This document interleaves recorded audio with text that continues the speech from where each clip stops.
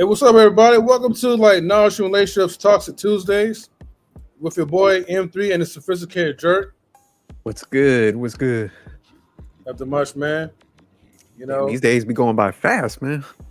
I know, man. Didn't we just do a live stream not too long ago? Yeah, I'm getting lost with the days because when you said Tuesday, I'm like, shit. I thought I had to look down at the calendar. I'm like, all right, fuck. Yeah. But what we got cooking on for today, Jerk? Oh, okay, man. So today, LeBron, recently came out, talk about he hates ring culture. And he was kind of like, giving some context when he was talking to Steve Nash in the video and stuff. So we're going to, get to the video. But, the biggest question, we kind of had, man, is he a hypocrite or is he kind of spitting facts about ring culture? So before we jump into it, man, what's your quick, do you think he's on to something as far as like saying like there should be a ring culture? Well, before I even give my 2 cents, right, if you don't mind just kind of like elaborating, right, because what is like the term of ring culture though? So I think where he was implying is just like, how everybody pretty much they say like the GOAT, kind of in this case MJ, or say for football is like Tom Brady. They put him up on the top because of the number of rings they have. So I think he's saying like, hey, why are we measuring, the GOAT by like just the rings? Why aren't we looking at like maybe stats? Because then he started referencing like Charles Barkley, for example. He doesn't have any rings, but people kind of shit on him because he doesn't have any rings, even though they're like, he's a great player. He can't, be at the top because, he's ringless and shit. So I think LeBron's trying to make that case like, why are we just factor just the rings and stuff? Shouldn't it be like other things? So yeah, I thought it would be an interesting topic, to get everybody's take, because LeBron has a lot of fans out here. Yeah. And damn, that's actually like a good one, man, because like I didn't really think about it in that type of way, because see, for me, no matter like what your stats are, drop the link early, man. We need some different views and opinions on this one, huh? Exactly, right. What up, Watts, man? Good to see you up in here. What's good, Watts? Hey, matter of fact, I'm gonna just like, And Watts, I watched that debate. You definitely won that shit. Oh, I still gotta check that out. But I'm gonna go ahead and post a link early, man, so anybody could chime in. But honestly, man, like I don't care about like your stats, man. Like you could have the best stats, and I could respect you as a player. You know what I mean? Like Steph, LeBron, or whoever, or even Kevin Durant. But man, like if you can't seal that deal, man, you can't get those rings, man. Like I don't care, man. Like it speaks like loud volumes, in my opinion. It's kind of like you have I don't know, man. It's almost like the debate between experience versus someone who has a college educated degree in some cases. Okay. Yeah, I got it. I don't know if I should put mine out there yet because I got a very strong stance on LeBron. But 100, what's your take on this whole topic, man? Why the fuck you lying? Why you always lying? Look. I don't like this because now we're lying about what we do it for. All of us was kids at a basketball court, counting down from 5, shooting that last shot at Game 7 in the finals to win the ring. None of us were playing basketball because we were trying to win the All-Star game. That's not why we were playing basketball as kids. All of us were playing basketball as kids because we wanted to get to the NBA to win a motherfucking championship. So for people that are now in the league playing to get a championship, to say that we should talk about more than a championship, what the fuck are we doing right now? This participation trophy shit is getting on my nerves. They about to start putting semifinal banners up in the fucking rafters soon. That's what's about to happen. You said they're gonna give rings to the second place winner now and shit just to make everybody happy. Now I agree with that. That's kind of my sentiment, man. It's just like, man, the whole concept of like sports and competition is somebody got to win. So it's like just to be like, oh, you should have just focused on rings. it's like, man, that's the point why you play the game, especially at the highest level and shit. So I mean, don't get me wrong, there's a little bit of a nuance in there because it's like, man, it is a team sport. But with that being said, it's like, man, how do you get your team to that next level? So if somebody did it on a high level consistently, it's just like, man, you got to give them their props and stuff. So it almost seems like he's trying to rearrange it a little bit because he knows he's lacking in the ring category and what he did to get those rings. So now it's like, okay, let me like redefine this so that way, like, since he kind of stat chased, it's like, hey, look at these other features that I got, So early here, I'm gonna shoot LeBron a little bail early here because LeBron is making a case that no other player in the NBA can make. Right? So he's trying to make an argument against a player that no other player can make. Right? He's a scoring leader. He has X number of championships. He's played X number of years in the league. He's been to the finals X number of years in a row. Like, he has a resume that won't compare to anybody else. So he's trying to make an argument for himself that doesn't apply to any other player in the league. So I think there is some separation here. So I do want to make sure. LeBron is not made like if say Dame Dillard said the same thing. That argument would be different coming from Dame versus LeBron because we're talking about two totally different, like the way that LeBron influenced the league when he came in as a rookie, the influence that Michael Jordan had once he started running like the comparison of LeBron, Michael Jordan, he's able to make an argument that no other player in the league is able to make. So I do want to shoot LeBron that little bit of bail before we get in, before we dive in, because I don't know what he said. I'm just trying to shoot him some bail. I got to give the homie Watts some pushback on that one. I think if I had to rank, I'll say NBA players, I would have like MJ definitely one. I have Kobe probably 2, Tim Duncan 3. Then I have Larry Bird and Magic above him. So I have him lower on that list. I'm trying to shoot bail. I didn't say that I believed what I said. I'm just saying I'm trying to. Okay, I got you. Okay, you being you just trying to help him make the case. I'm trying to help LeBron. Yeah, we got to circle back to that because he get a bad rap sheet sometimes. I think he needs sometimes he need a little support in his corner. Okay, man, but let's jump into the video because I want to circle back what Watts was saying.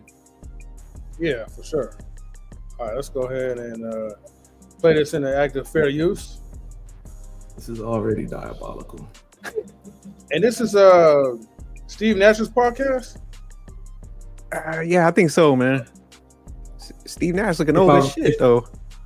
No, if I'm not mistaken, this is the podcast that he was doing with JJ, but since JJ's coaching now, he had to find another co-host who is now Steve Nash.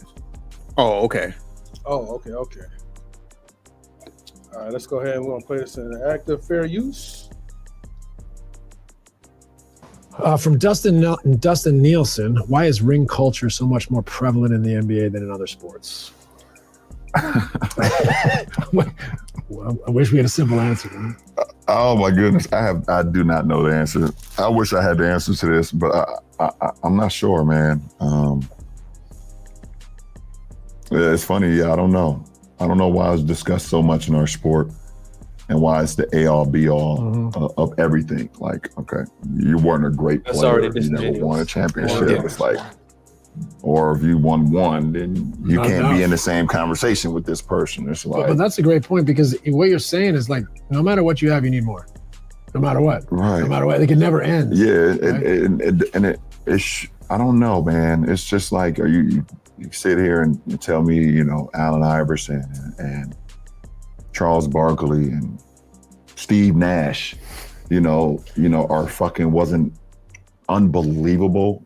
Like, oh, they can't be talked about or discussed with these guys because this guy won 1 ring or won 2 rings or won, like, it's just weird to me. It's like saying Peyton Manning can't be in the same room with Brady or Mahomes because he only has one ring. They don't never discuss that in their sport. Right. Or telling me that Dan Marino is not the greatest slinger of all time, or he can't be in the room with those guys because he didn't win a championship. Not the cap. They don't discuss those things, you know. I don't know. I don't know. Did Barry Bonds win a World Series? I don't think so. I don't think so. I checked it. Barry Bonds never won a World Series. so. And you can't sit here and tell me that he's not the greatest baseball player to ever touch a bat. I don't understand where it came from. I don't know where it started. I hope that we have to appreciate more of what guys have been able to accomplish. Guys been. Yeah, pause that bullshit. This is the biggest case of bitch assness I've ever seen in my life, man. I can't stand LeBron, man. Like, I like what Watch was saying earlier, man. You know why they play the sport. Matter of fact, the reason why you came into the league wearing 23, you ain't come in with Charles Barkley's number. so there's a reason why you had that 23 on you, because that motherfucker won, and you was like, shit, I want to emulate what homie did. I want to do it even at a probably higher level if possible. So yeah, to act like, oh, go ahead. See, I tried to give him some bail, it didn't work. Like, again, like this coming from LeBron is crazy. Like, MIG, there are levels to the appreciation that players get from fans. Like, it's levels to this. You LeBron have done enough to deserve to be at a level where other people are not. Joel Embiid should never be in the same room with LeBron James ever in any conversation. I don't give a fuck what fan of what team you're a fan of. LeBron and Joel Embiid should never be in the same conversation together when it comes to accolades or who's a better like that just shouldn't happen. And in terms of the example that he made, like, we do that to football all the time. Yes, Peyton Manning will not be able to touch Tom Brady. How many? What? You're talking about those 2 Super Bowls that he got? That man has 2 hands worth of Super Bowl. What are you talking about? He is the GOAT because he has 2 hands worth of Super Bowls. That is why he is the GOAT. Patrick Mahomes is being talked about as being the GOAT because he is the closest like, in terms of right now, he is the closest person to Tom Brady in terms of rings, and the only player that looks like, come on, stop, don't do that. They do this shit in the NFL all the time because most of the great players that we talk about that's on that top 100 list that's on NFL every year, most of those are Super Bowl winning players, whether they be LT, Eli Manning. I don't give a fuck who you're talking about. The great players are Super Bowl winning players. This shit is so disingenuous right now. Yeah, I don't like the fact that he had to dumb himself down to that level, man, because like you said, it's like, man, you're already done made it into a league where like 1% of people can make it. So it's like, by design, even though we might be like, man, that player is trash, he could still go to the local gym and just smash on everybody. So we have that understanding. But like you said, it's like, man, there's a hierarchy to that. Like, I like what you said. Embiid ain't gonna be in the same room as you. That'd be disrespectful to LeBron to, put certain players at his level. But it's just like, man, you have to take in consideration the whole intent of the sport. It's like, literally, if you look competition and the definition of them words up, it's like, man, somebody wins. Like, you compete against somebody. So yeah, for him to be like downplaying it like that, it's just, to me, it's almost on some hating shit. Don't it come off a little bit like hating? Because, if I was like a ball player, say I had like 3 rings, I'd be like, MJ, LeBron, Kareem, those are the greatest. I would take that pressure off my back from the rip. I'd be like, hey, those are the greatest. I hope one day I'm mentioned in the same realm as them, that are the same, like, bandwidth as them. So yeah, I would have took that pressure off my back from the jump. But it's like, he just can't let it go, man. What's good, 84? Number one. M3 shouldn't be up here. He don't even watch sports, all right? That's number 1. He's not qualified for this. This is me. This is the K&R side for me. This is me. It's all me. This is all I do. This is all what I do. I'm a sports just what I wanted to talk to. Fanatic, all that. I mean, just everything with sports. I'm just all on it 24/7. Baseball, basketball, everything. I'm watching Sports Center, ESPN, clips, old school throwbacks. All that. It's just sports. Let me say this, man. All right. just in the beginning. You know what I mean? Look, man, LeBron James, the greatest player ever made. You know what I'm saying? He's not my favorite you tripping. player, but he is the greatest of all time. He's not my favorite. In fact, my favorite player has no rings.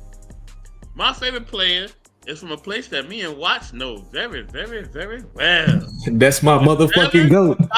That's my goat. 7, Allen Iverson from Bad News, Virginia. Not Newport News. That's Say this my shit goat. correctly. Bad News. Virginia, motherfuckers. Yeah, y'all said Bill Lane Bear. That's Your favorite player? favorite player of all time. Don't, see, now you being disrespectful.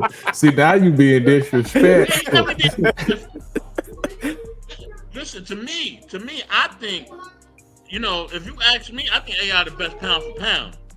The best ever pound for pound. You know what I mean? Only 5'11". Let's be real. He really was 5'11". He wasn't no 6. He was 5'11". You know what I mean? And he just did everything. He had no offense. He was the offense. You know what I mean? Playing with Tyreek Hill and all them other bums. You know what I mean? Like, he was the guy. Yeah, You know they what didn't I have a mean? bad Let squad. me tell you something. Next time I get some money, I'm buying another AI jersey on deck. I want the black Sixers jersey. Watch, know what I'm talking about. The black Sixers jersey, right? I got a black bandana that's going to go with it. I'm going to get some black Sixers shorts. I'm going to be just straight up thugged out with it. Just don't put any black forces on with it. Just don't put the black forces black on. forces. So, 84. Why would you make the case for LeBron being the GOAT? I think LeBron has done what he's been expected to and even more. Like, nobody ever thought that he would break the scoring title. I didn't think that was possible. I thought that scoring title was unreachable by anybody, including Jordan, including whoever else y'all want to name. It was unreachable. We done seen people drop this amount of points and that amount of points. We done see dudes average 30 and they could not reach that thing. They couldn't reach it. They could not.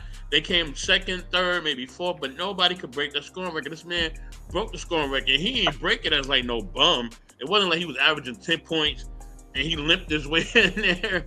And he like, and somebody threw him a pass and he like miraculously hit a shot. And we're like, oh wow, he broke the scoring record. Nah, like this man was averaging almost 30 if he didn't average 30 that year, and he broke the scoring record. Like, nah, that's different, bro. That's different. That scoring record alone, because it's so unbelievable, and it's something that just didn't happen for so long. You know what I mean? And I mean, look, you gotta understand, Jordan stopped playing in his prime. You say, yo, I'm done. You say, yo, I need a chill pill. I'm not playing right now. I'm good.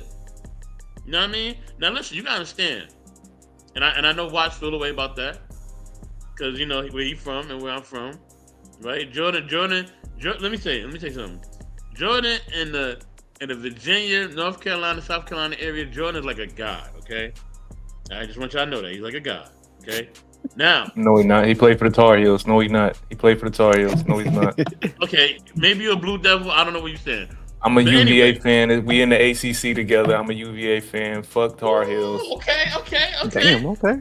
Shout out to the ACC, y'all. You have to be from a certain place to understand the ACC, but you know, me and Watts, we speak a different language than y'all a little bit, all right? So, with that being said, okay, you know, Jordan is held to high esteem. You know what I mean? And you know, Jordan is like family to me in a lot of ways, and I can't really talk about it personally, but he's like family. That's all I'm gonna say. And trust me, I got his shoes. I got all that. I think Jordan is definitely top 5, and my top 5 is not in order. I say LeBron is the greatest, just to say it, but to me, I can't really put the top 5 in order, just like I can't put the top 5 MCs in order. I can't do that because everybody has given something to the game that means something. We can't say Kareem ain't the greatest. Kareem only lost 2 games in college, ever. He lost 2 games in a 4-year span. The man lost only 2 games, ever. You know what I mean? So, he won in college. He won in the pros. He won in high school. He won everywhere. Kareem won everywhere. He won in the playground. He won everywhere. So 6 MVPs. You know what I mean? I think what is it? Is it 6 championships too? No, I think he got 5. He either got 5 or 6, one of them. So, yeah, like, come on, man. Scoring record for years that nobody thought could be broke. You know what I mean? So, yeah, Kareem is right there. I can't put Kareem or Jordan or LeBron above each other. They're all neck and neck. They're all neck and neck. But yeah, I think the ring culture, I would say, is overrated because rings are a team. It is a team achievement. Okay? If you think that is something different, you were tripping. If it was beyond a team achievement, my man Iverson would definitely have one. Because Iverson was the best for a very long time. You know what I mean? And I know all the Kobe people don't want to hear that. God rest his soul. But to me, AI was the second best 2 guard for me of all time. But you would agree that ring, even one ring for AI would be probably the equivalent to 2 of Kobe rings. You would agree. Like that like even AI getting one ring would mean so much more. You would agree to that, right? It would be like LeBron 6 rings, rings. to be honest with you. To me, You it know would be what I'm like 6 saying? or Like, 7 rings to me. I do understand that it's a team thing, but when you're a player like AI, like being able to close out a series like that means so much for your legacy in terms of how people respect you. You know what I'm saying? That ring, like we not gonna play like that ring don't matter. Him getting one puts him in a space where plenty other players will never be. But And watch, then being able to do it on the team that he was on. We don't love him any less, Watts. Right? No, see, but the thing about players like AI, like it's a bias thing. I know that I have a hometown bias when it comes to AI. He doesn't get respected the way that he should be because he never won a ring. If he closed that series when he stepped over Ty Lue, if he would have walked off doing that after he stepped over him. Come on now, you tell me he's not going to be on a different God tier level. He would have made 2K cover 6 years in a row. Yeah, he would. I'm not even gonna lie, he probably would have. And listen, y'all notice he was the original 2K cover for 2 years straight. 2 years straight was the original 2K cover. I got a quick question about the scoring title though, or the scoring metric. Who had it before LeBron got it? Kareem Abdul-Jabbar at 38. Kareem Abdul-Jabbar had it at 38,387. LeBron is currently at 42,184. And who was second after Kareem? Who was it? Karl Malone or something? Karl Malone at 36.9. That's why we can't take it serious. That's what you mean. What? Wow. With Karl Malone up there. Karl Malone was, oh my gosh, man. I like him. He was solid, but it's like a longevity thing. You got to separate it because you putting the off the court with on the court. You gotta separate it. When you're talking about scoring leader, you got to separate those two things. We having 2 separate conversations. So the 100 I'm sorry. Go ahead. No, so would you say like that? Don't get me wrong. It's definitely an achievement because to me it means like what 84 was saying. It's like, man, you had the longevity, but you wasn't a bum either. But if Karl Malone up there, I just don't see him as like one of the best, and he was able to get number 2 until LeBron beat that. I think Karl Malone being up here is proof that basketball is a big man game. It's not these 3. It's not Steph Curry from 3. It's not James Harden. I think that's more proof of that than it actually being a Karl Malone thing. Like, I like basketball being a big man game. That's why, like, the top leaders up here is Kareem, Karl, Dirk, Wilt. I mean, you got LeBron and Mike. You got LeBron, Kobe, and Mike in here, but most of these are big men. Like, these are big dudes. It's definitely a big man leading back then. You know what I'm saying? So I think that's more representation of the style of basketball than Karl Malone himself, because he played on the Utah Jazz with one of the coldest passers in the league. So he was going to get points. Yeah, and it will always be a big man league. I mean, don't let the Steph Curry thing fool you. This is why people are afraid of that dude in San Antonio. There's a reason. Victor Wembanyama is feared. And people think he's going to be the next one. Because he's literally unstoppable. Literally.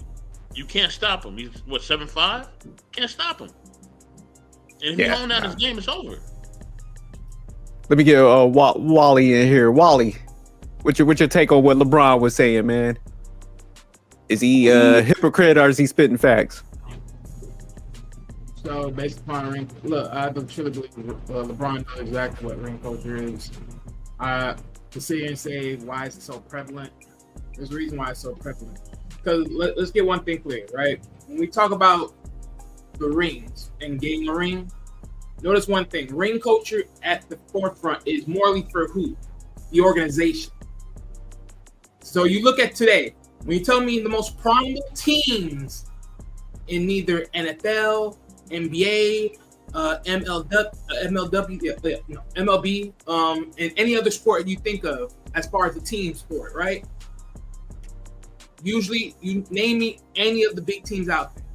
If we're talking about NBA, big teams, what? Boston, Lakers, top 2 teams, right? Big, had a lot of chips, a lot of banners.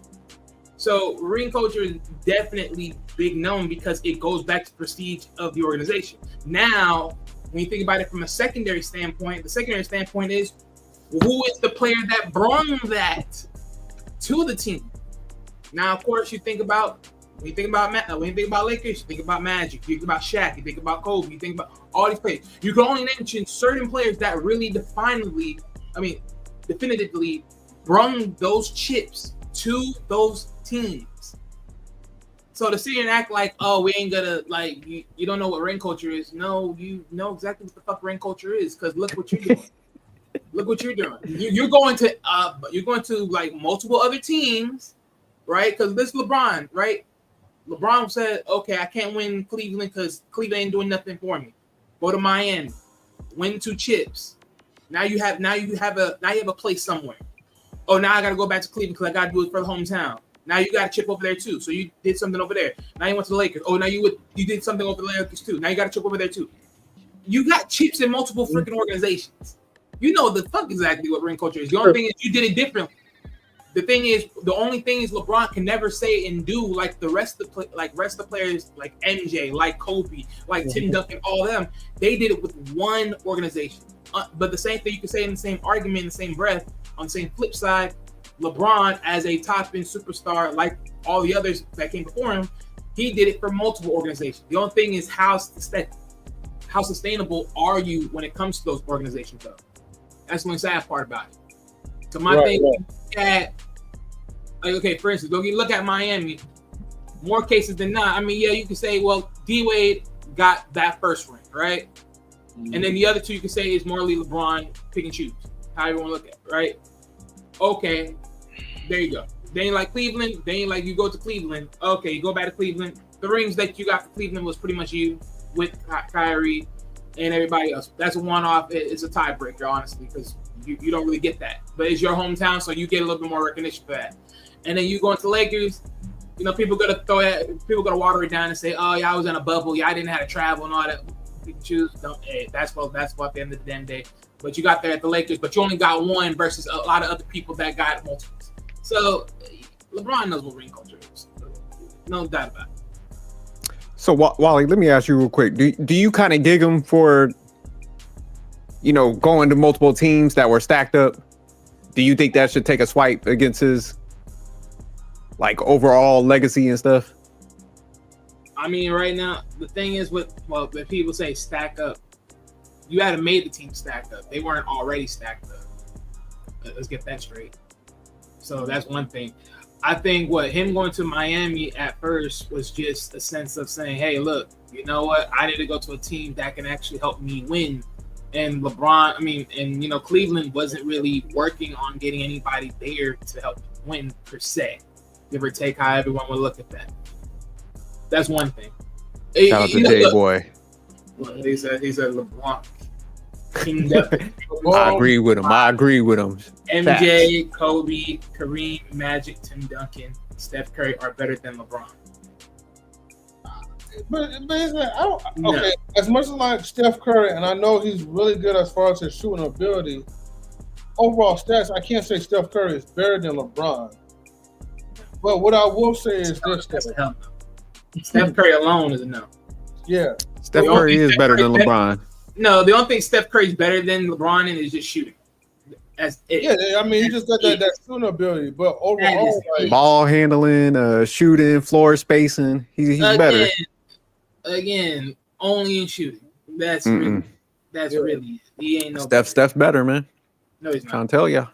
No, I mean, like Steph, like, hey man, like, you know, that's my favorite player. You know, what I mean, go Warriors and all that. But you know, I have to kind of like, you know, disagree on J-Boy on that note, right? You know, I want to put like let's be real about one thing. When Steph Curry came into the league, what did they say about him versus when LeBron came into the league? Apples to oranges. You ain't that important, nigga. You had to make yourself become a 3-point guy just so people can talk about you. No, get the freak out of here. You was just a remnant of your father, and that's all people that really end up talking about, honestly. But if you think about it, like, even though he built himself, shout out to J-Boy because he's on the same bandwidth. I mean, yeah, he got out the mud. He yielded the same results as LeBron. 4 rings and shit. I mean, hey, look, don't get me wrong. I'm not saying Steph Curry didn't, tolerated the timing of everything, and that's okay. But let's be real here. Most of that stuff got formed because of what? Because after you got injured and everything else, your team, the team the Warriors, got to take a down steep on the sidelines because you got injured and you was the most important thing on there. And then, of course, eventually being able to get the other 2 players that were pivotal to y'all reign. But let's keep it real. It's like, if you didn't get, like, honestly, after that, that's pretty much it. But, like, I'm going to take that from him. I'm just saying, like, to sit here and say, as just Steph Curry and LeBron by themselves, you're not better. In prime, comparable, in their prime, you're not better. I'm gonna have to give it to Steph, man. Honestly, if I would put together, huh? What was that? Lights can do together. No, because I think Steph is a better system player, man. I think LeBron, man, unless you have like 2 mega superstars, I think he don't perform, man. He don't perform. LeBron never had a systemized.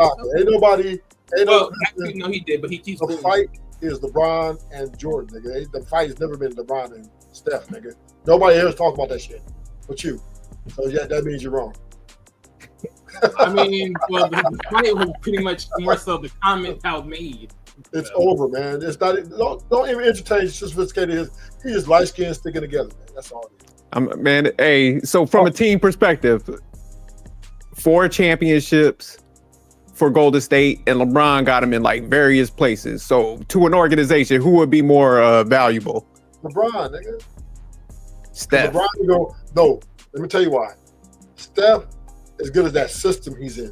LeBron is the system, nigga. He go anywhere and say, okay, I'm the system. We win. He's been to the finals, 10 times? 11 times? He's been outmatched. Whoa, wait a minute. Golden State. That's not true, though. That's partially not true. Because he's been like 10 times. He's been in the finals like 10 times.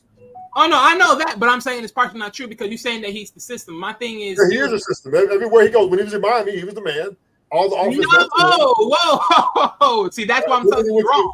When he went to LA, back to Cleveland, right? He took the team. He took the team back from Kyrie, right, and got the greatest comeback in the history. Then he went to LA and gave us a free chip on the house, nigga. Toast. No. With Anthony Davis. If that was the case, then he should have won his first one when he went against the Mavs. Listen. Let me Yeah, he got cooked by Jason Terry. He got outscored in that series by Jason Terry. I ain't giving no respect to that. Well, let me tell you something, man. There's a conversation out here about LeBron and Jordan. There's a real from ESPN onto the streets. So nobody talks about Jason Terry in any motherfucking fact of life. Well, I know that part, but I'm not even worried about that. But so to your thing, if you're having the conversation with Jordan, okay, between you and Jordan, that means, nigga, there is nothing else to talk about. This is a consensus. This is not just some nigga. This is the consensus. And now, it's depending on what you want. When you're basing best players, we're looking on the physical attributes, right? When is a cabinet? I guess icing on the top. But LeBron is bigger, stronger, faster, going like 3 to 4 positions, and plays like a point guard, right? And IQ is very high. So physically, right, at 6'8", 260, he's able to be as agile as someone 6 feet, 185, right? This is once a generational type player. So there's no comparison to Steph, Kobe. I mean, maybe Jordan, because Jordan's athletic, but yeah, that's the conversation. Not motherfucking Dirt. Not motherfucking Jason Terry. But they beat him, man. That's what I'm saying, man. He got beat. Like, think about it. When he went to Miami, Wade was in the top 3 as far as like NBA scoring leader. Chris Bosh was in the top 10. Okay, and they got cooked by them dudes, man. And you trying to tell me this dude is one of the best? Stop playing. So Jordan lost for 7 years before he started winning. Right. But if you never saw you never saw Jordan get outscored by Robert Parrish or somebody like that. I mean, that don't help though, because it's like again, most people didn't see those beginning time frames when MJ was actually losing. Yeah, but I mean, he was putting up like 50 points. That's what I'm saying. Like, points, but you still losing. Like, even if you put up the points, you still lose. No, but because it's a team sport to a certain degree. But it's just like a certain degree, or the team sport exactly. No. But I'm saying what you're missing is like Jordan never had the bad games. He was like dropping 50 on him. LeBron got outscored. Never had bad games. Okay, hold on. But if you look at the Dallas series, Jason Terry had more scoring in that series than LeBron. He collapsed. He had under like 20 points. That's what I'm saying. You ain't never see MJ drop under 25 in a final series. I'm not sitting here disputing that part. That I'm not saying you're disputing that part at all. My only thing is though, is like again, from the standpoint of just like that one series alone. But this is what I'm saying. This is what I'm sitting here saying. Like when we sit here and say like, okay, when Ruthless is saying, oh, any team LeBron goes to, it's a ticket. I'm like, but that's not the case though, because literally when he went to Miami, it wasn't his team yet.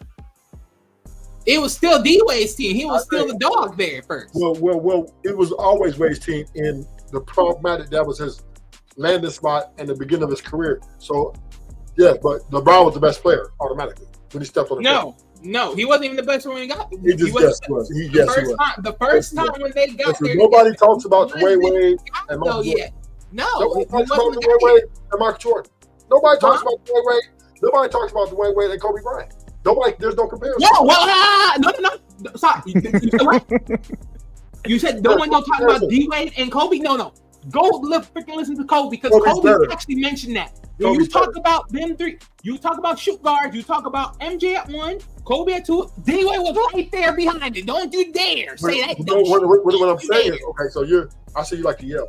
So the one I'm talking about, right, what it is Kobe. I'm saying Dwayne Wade is probably a third best two guard of all time. I give him that, right? But what I'm saying is LeBron was way better than Wade. Because it was why? Because it's bigger, faster, stronger, and right. Every place that LeBron goes, every place that LeBron goes, you get a chip, nigga. That's a lie. That's who he didn't go. Who he didn't chip at? Who he didn't get chip at? He went to Cleveland first, and he didn't get that until after. And then he went back and chipped it up. That's what I'm saying. At the first. Now, the first time he took that bum ass team with Eric Snow, bum ass, he took them all the way to the chip. And guess what? Did they get it? Hold up, Welly. It's not that simple. He was outmatched by a great team in San Antonio, which they had like 3 Hall of Famers. Hey, and that's true. So you're saying everywhere he goes, he gets a chip. That statement is flawed. He's not going to beat 3 Hall of Famers. It's not going to happen. But again, you say everywhere he goes, he gets a chip. That is flawed. And then he came back to Cleveland. Even the first time he went to Cleveland, he got drafted. He did not get a chip. When he went to Miami, the first time he did not get a chip. I'm telling you to be honest. When you say that statement, though, that's what I'm letting you know. Wally, every team he's been on, he's chipped them up. Every team he's been on, yes. Meaning every organization. So the Cleveland got their first championship ever. LeBron, iced them up. Came and brought Lakers a championship and Miami 2 of them bitches. That is a great accomplishment to anybody's eyes. I don't know what you're thinking, but no, again, I'm not saying that he didn't do good. What I'm saying is understand what you just. I'm telling you, understand what you're saying. You say every team he went to, he got the organization. I mean, well, either which way, organization, however it is. But my thing is, every single time he went there, he hasn't ultimately gotten that. The first time largely because he had a bad organization. Now, this is why I don't hold against LeBron White. Cleveland was a bad organization and still is. Right? Oh. They're a bad organization. Well, no, they fixed themselves up better than that. When he came there, they were a bad organization. Is what I'm saying. Oh yeah, the first time, yeah, for sure. So when he left, I didn't hold it against him. Like, no one did. No one did. That's the whole thing. I'm just saying. Right then, Miami, right? It was just over there, right? It was just over. It was Wade's team. Wade's home. You know, he's the face of the franchise. So okay, I have to go. Then he went back to Cleveland and said, you know what? I'm going to deliver on my promise. I go get it. He did it in his hometown. That's another thing that someone can't really say about, you know, in the leagues. Like, oh, I went back to my hometown and won a chip. I mean, most people can't say that. But I mean, man, y'all, it's almost like we leave out major details. Because think about it. Okay, he went to Miami, partnered up with D-Wade, like I said, top 3 NBA scorer a couple years prior to him coming. Yeah. Chris Bosh was in the top 10. Now, the numbers don't lie. That's what I'm saying. You look at where they was in the scoring and stuff. Okay. How do you not win when you team up with that magnitude of those type of players? That's what I'm saying. Hold on, because let's be honest though. You can't sit here and say, "Oh, okay, you team up with that first year in, you're gonna win a chip." Like that's not all true. They went to the finals the first year though, so it proved like that's true. That's true. that them coming together has a big impact. That's what I'm saying. Wait a minute. Think about this. Okay, so same thing. I could flip that and say the same thing about KD and Westbrook in them. They pretty much was like what they both got drafted first round and they were like high in their draft picks, and yet they didn't win either. Yeah, but there's a difference when you got to grow into being a player versus like I'm going to tag up with the NBA scoring leader. Y'all forget D-Wade was an NBA scoring leader with an MVP. That's what I'm saying. You're teaming up with that. That's a proven commodity. Okay, that's real though. But my thing is again, both Chris Bosh and LeBron both had to come into a team that they're not used to. Of course. So that's my whole point. There's a learning curve that they have to build themselves into. Like, but I mean, when you play with like super all-stars, first year of going to that team, they go out there and win a chip right now. No one. But I'm saying when you get like certain players of a magnitude, it showed when they went to the finals that them just teaming up was big enough for them to get to the finals. Okay, if that's the case, then why didn't Kyrie with Boston made it what it is? If that was the case, why didn't Kyrie with KD? Well, because Kyrie ain't on that level of like a. They didn't do it. Man, come on. No, but I'm saying like when you have players of the magnitude of a LeBron and a D-Wade teaming up, you're gonna at least go to the finals. That's what I'm saying. Okay, you say D-Wade was a. I think he's overvaluing D-Wade. KD wasn't like, come on, KD wasn't good scorer. I think you're overvaluing D-Wade. I'm not saying D-Wade wasn't an effective player, but he had a mid-range game, and San Antonio put a zone up, right, on a man zone, and the Wade can shoot. So I would say this, right? It is if you go to a team, right, and win a chip, right, as the best player on that team. He got all the MVPs. He was both two-time NBA champion for Miami, and he got the MVPs for the championships, right? Because obviously the NBA recognized him, and the league recognized him as the best player on Miami's team.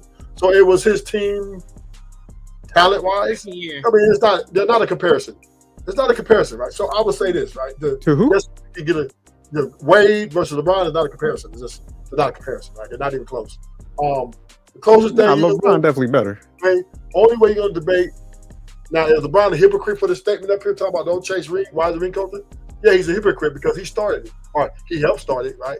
He's a help father it because a lot of people doing what he do, they saw him do, right? So he should be actually celebrating. He should be congratulating that they had the same mindset like him.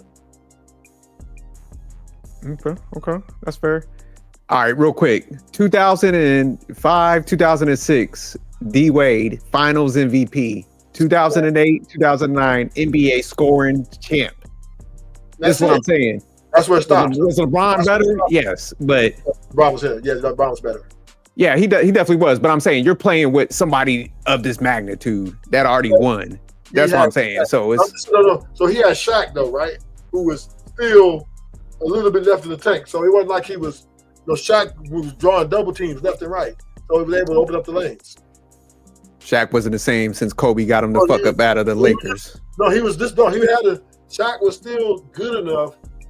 That was his. I think last year he was still good enough. Remember, they started going down low to Shaq. They got to the NBA Finals with Shaq, going through Shaq. But then once they got to the finals, Shaq kind of, I guess, ran out of gas a little bit. Then Western Wade took over. Well, that's not how Shaq related, but okay. Because Shaq related that, hey, little guy, you need to wake up because this is really you. This is about you. You got to do this. I can't want to stay in for so long. All right, here's Chris Bosh stats before he went to Miami. 2009 and 2010. Right when he was in Toronto, averaged 24 points, 10 rebounds. So he was a double machine. This is what I'm saying. This is what LeBron teamed up. This is what people don't like. They leave out of that. Okay, but wait a minute. But you're saying that. But again, what was he with the Toronto Raptors? What was the team with Toronto? Again, I get what you're saying, and I get all of that. You're bringing that team in, you're bringing these players in, and all this. But again, you still got to get these guys to gel before it can even be a thing. Man, you don't need to gel with them type of players. Oh, you gotta be kidding me! This is a team sport for a reason. If you don't gel, how the hell? It's only, hey, listen. There's five positions on the floor already. You got D Wade, NBA leader scorer. You got Chris Bosh, a double machine, and then you got LeBron. You going at least to the finals. That's what I'm saying. So we can't give him no credit for them rings. Just like I would credit Kevin Durant for going to Golden State. To me, those are wash. Wait, say that again. I said I wouldn't give a credit for Kevin Durant going to like Golden State, teaming up with Steph Curry and them. But I'm not going to give LeBron credit for teaming up with D Wade and Chris Bosh. See, why would you not give credit? Wait, huh? Because it's a stacked team, man. Damn near. All you had to do was get two more players. You would have had the East and West All-Star team. So Warriors wasn't stacked? What? Warriors wasn't already built? No, that's what I'm saying. I'm not going to give KD credit for that shit, but there are the team for stacking up the team. You say because it sounds like you're saying the flip. Okay. No. Both of them should be a wash. So when people say LeBron got 4 rings, I don't count the Miami ones. How you don't count them? Because, man, you can't stack a team like that. You can't be in a GOAT conversation talk about you don't stack the team to that magnitude and you fucking with some Mike. That's why I say I'll put Steph a little above LeBron. Shout out to Ruthless. But I say Kobe. I'll put Kobe and Tim Duncan above LeBron because I'll say like, man, they kind of grew with the team and they won. They won more than him. Are the same. I mean, that's fair. You can put that up there, but let's be honest here. Okay, you're saying, okay, wait a minute. Because this is the thing that I'm gonna have to keep on laughing at when it comes to this. Okay, let's do this, right? Because people will sit here and say this. Okay, Kobe got 5, but out of the 5, 3 of them was because of Shaq. So really, Kobe got 2. So again, I mean, either which way how you swing it, then it's like, well, how you swing it then? Because even with 2, just by Kobe's lead, then what? Okay, so like you said, Shaq was definitely there. So he had a good team. He had a good teammate. But even when Shaq left, he was still on that squad and still held it down and got 2 more chips. That's what I'm saying. So I mean, you look at LeBron teaming up with. I didn't knock what you said, but I'm saying, okay, again, most people say that the first 3 were Shaq's. So in this case, Kobe had to do it on his own and then get 2 on his own. Okay, he got 2. So if you were to say, okay, out of the 5 that Kobe ultimately had, 2 were his that he prominently led. Okay, so you go look at LeBron's and tell me anything different. I mean, yeah, I would say like Kobe's was a little, I'll say harder. My thing is, if I had to sit here and say, okay, let me derail it in one way or another. Cleveland, I wouldn't give it to LeBron because I think that's like a 50-50 between him and Kyrie. Right? So I'll say, okay, he got 3. But I'm saying the 2 in Miami though. He had 2 but my all-stars. That's what I'm saying. Yeah, right? but I'm saying is when you look at Miami was a different notion because at that point, based upon how they had to set it up, you would say that those 2 chips were because of LeBron at that time. Yeah. Because now the team has switched over to LeBron at that point. So that would mean him and Kobe got 2 and 2. So I mean, even then, when LeBron went to Cleveland. Okay, and don't forget the Lakers. Yeah, but I mean, shit, Anthony Davis was. I mean, let's be honest. Anthony Davis was a straight, but I don't know how. When you really think about it, that's pick and choose. That's what I'm saying. LeBron, if you had to look between LeBron and AD, who do you really commend for it long term? You could have probably say LeBron because AD was like, he was like teeter tottering. Because he made man. If you pull up his stats, I think KD was like 28 and 10. I know that with all those block shots. Again, I know that, but what I'm saying is because my thing is more cases than not, you would probably say LeBron because of the simple fact of you would think who was more important on that time, who was one of the more important person on that, give or take. I mean, granted, you know what? Matter of fact, screw it. You said that it's fair, it's 50-50 between them 2, right? Okay, screw it. So that's 2 for 2. Okay, so again, now where you take it as? Amongst LeBron and Kobe, because now you got to put it on skill, because they're both equal. Now what? No, I don't give the Lakers one to LeBron like everybody does. That's 2 for 2 now. So okay, so 2 chips coming from Miami for LeBron and 2 from Kobe. Because you're missing it. Because wipe off the Shaq eras with Kobe. I'm saying you got to knock off the Miami and the Anthony Davis one because I think Anthony Davis should have been the MVP in that one. So he got it'll be 1. What are you talking about? What's that? What other one are you talking about? The Lakers one, that LeBron one. I would say Anthony Davis was more pivotal in that win. So, but you said knock off also Miami. What were you talking about? The 2 rings with D Wade and Bosh. Okay, well, what about it? Yeah, I'm just saying, like, if we had you were saying, like, knock off the ones with Shaq. I would say knock off the 2 with D Wade and Bosh, then knock off the one. That ain't gonna happen. He's the one that led it. That's what I'm trying to tell you.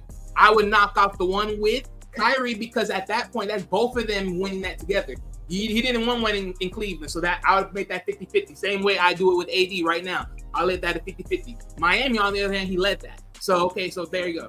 Take a shot. 2 for 2. Both of these 2 got 2 for 2. Let me see. I'm trying to pull up AD stats real quick. What was the year they won? It's like 2 for 2. Like, what? Okay, so man, based it on skill, 2 for 2. What do you do that? No, I mean he led, but I mean still, like, man, when you got a supporting cast like that, man, it's literally. The Kobe didn't have no one. What the frick we talking about? No, he had a good team, but man, he ain't have like the Shaq. Definitely give you Shaq.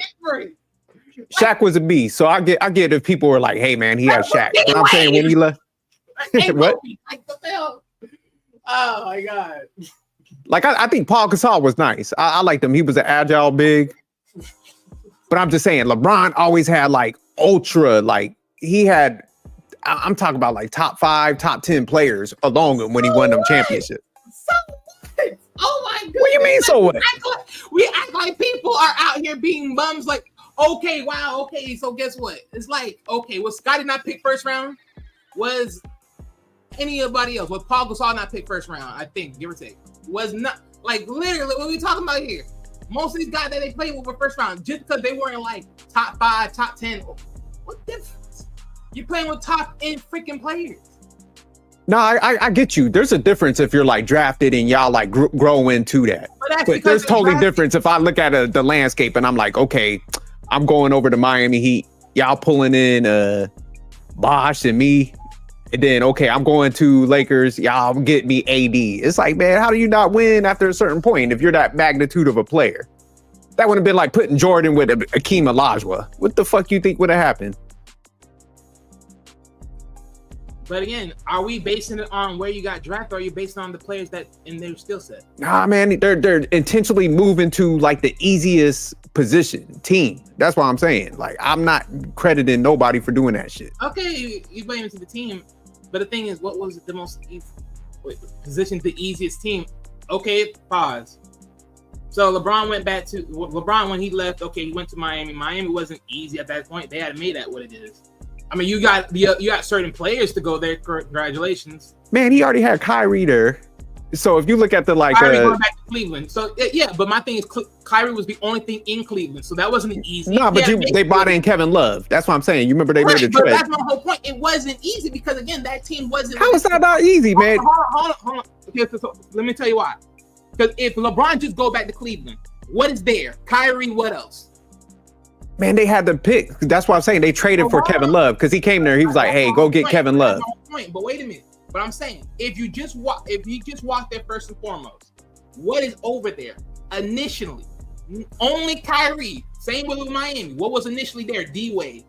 Things had to be made to cut over there, and that's fair. But I'm saying, all I'm saying is, I'm not saying what you're saying is not truthfully wrong. Like, okay, you've made that team what it is, and then you failed one moment on to see the next one. Okay, that's true. All I'm saying is, though, don't act like if you initially walk over there, it was easy, because it wasn't. No, but I'm saying, like, okay, if the Lakers, it wasn't easy when he went over there. It was easy. The one they won. It was easy. Why didn't Kobe win another chip? Thank you. No, I'm saying, like, of course, year to year. I'm just saying, like, if you stack your team, it's going to be an easier path.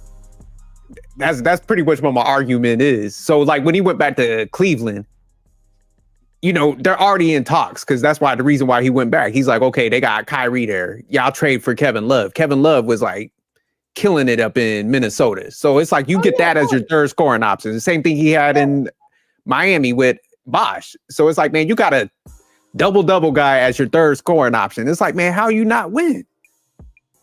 That's the thing, though. People always think just because you go out there and get something, it's going to be automatic. He won. That's what I'm saying. So it works. That's what I'm saying. But it's never. But he won, yeah. But it's never automatic, though. Nah, enough is automatic, but I mean, like the probability. It's like, okay, man, if I say I was like LeBron James and I'm like, okay, you go get me one of the best point guard or shooting guards in the league, and you get me one of the best like small forwards or power forwards, I'm got a great chance of winning just off that base. It shows. Yeah, from a neutral standpoint, everyone believes, yeah, you have a great chance winning. So I'm saying that's where it becomes. That's why I'm saying it's not that hard. If you went to the team, like I said, Miami, that was his situation. He had a great power forward in Chris Bosh, double guy. He had D-Wade, NBA scoring champ, MVP final. So he merged that together. Okay, he went back to Cleveland. Kyrie was a scoring machine. M3 is not there yet. That's why you haven't been up here yet, Mike.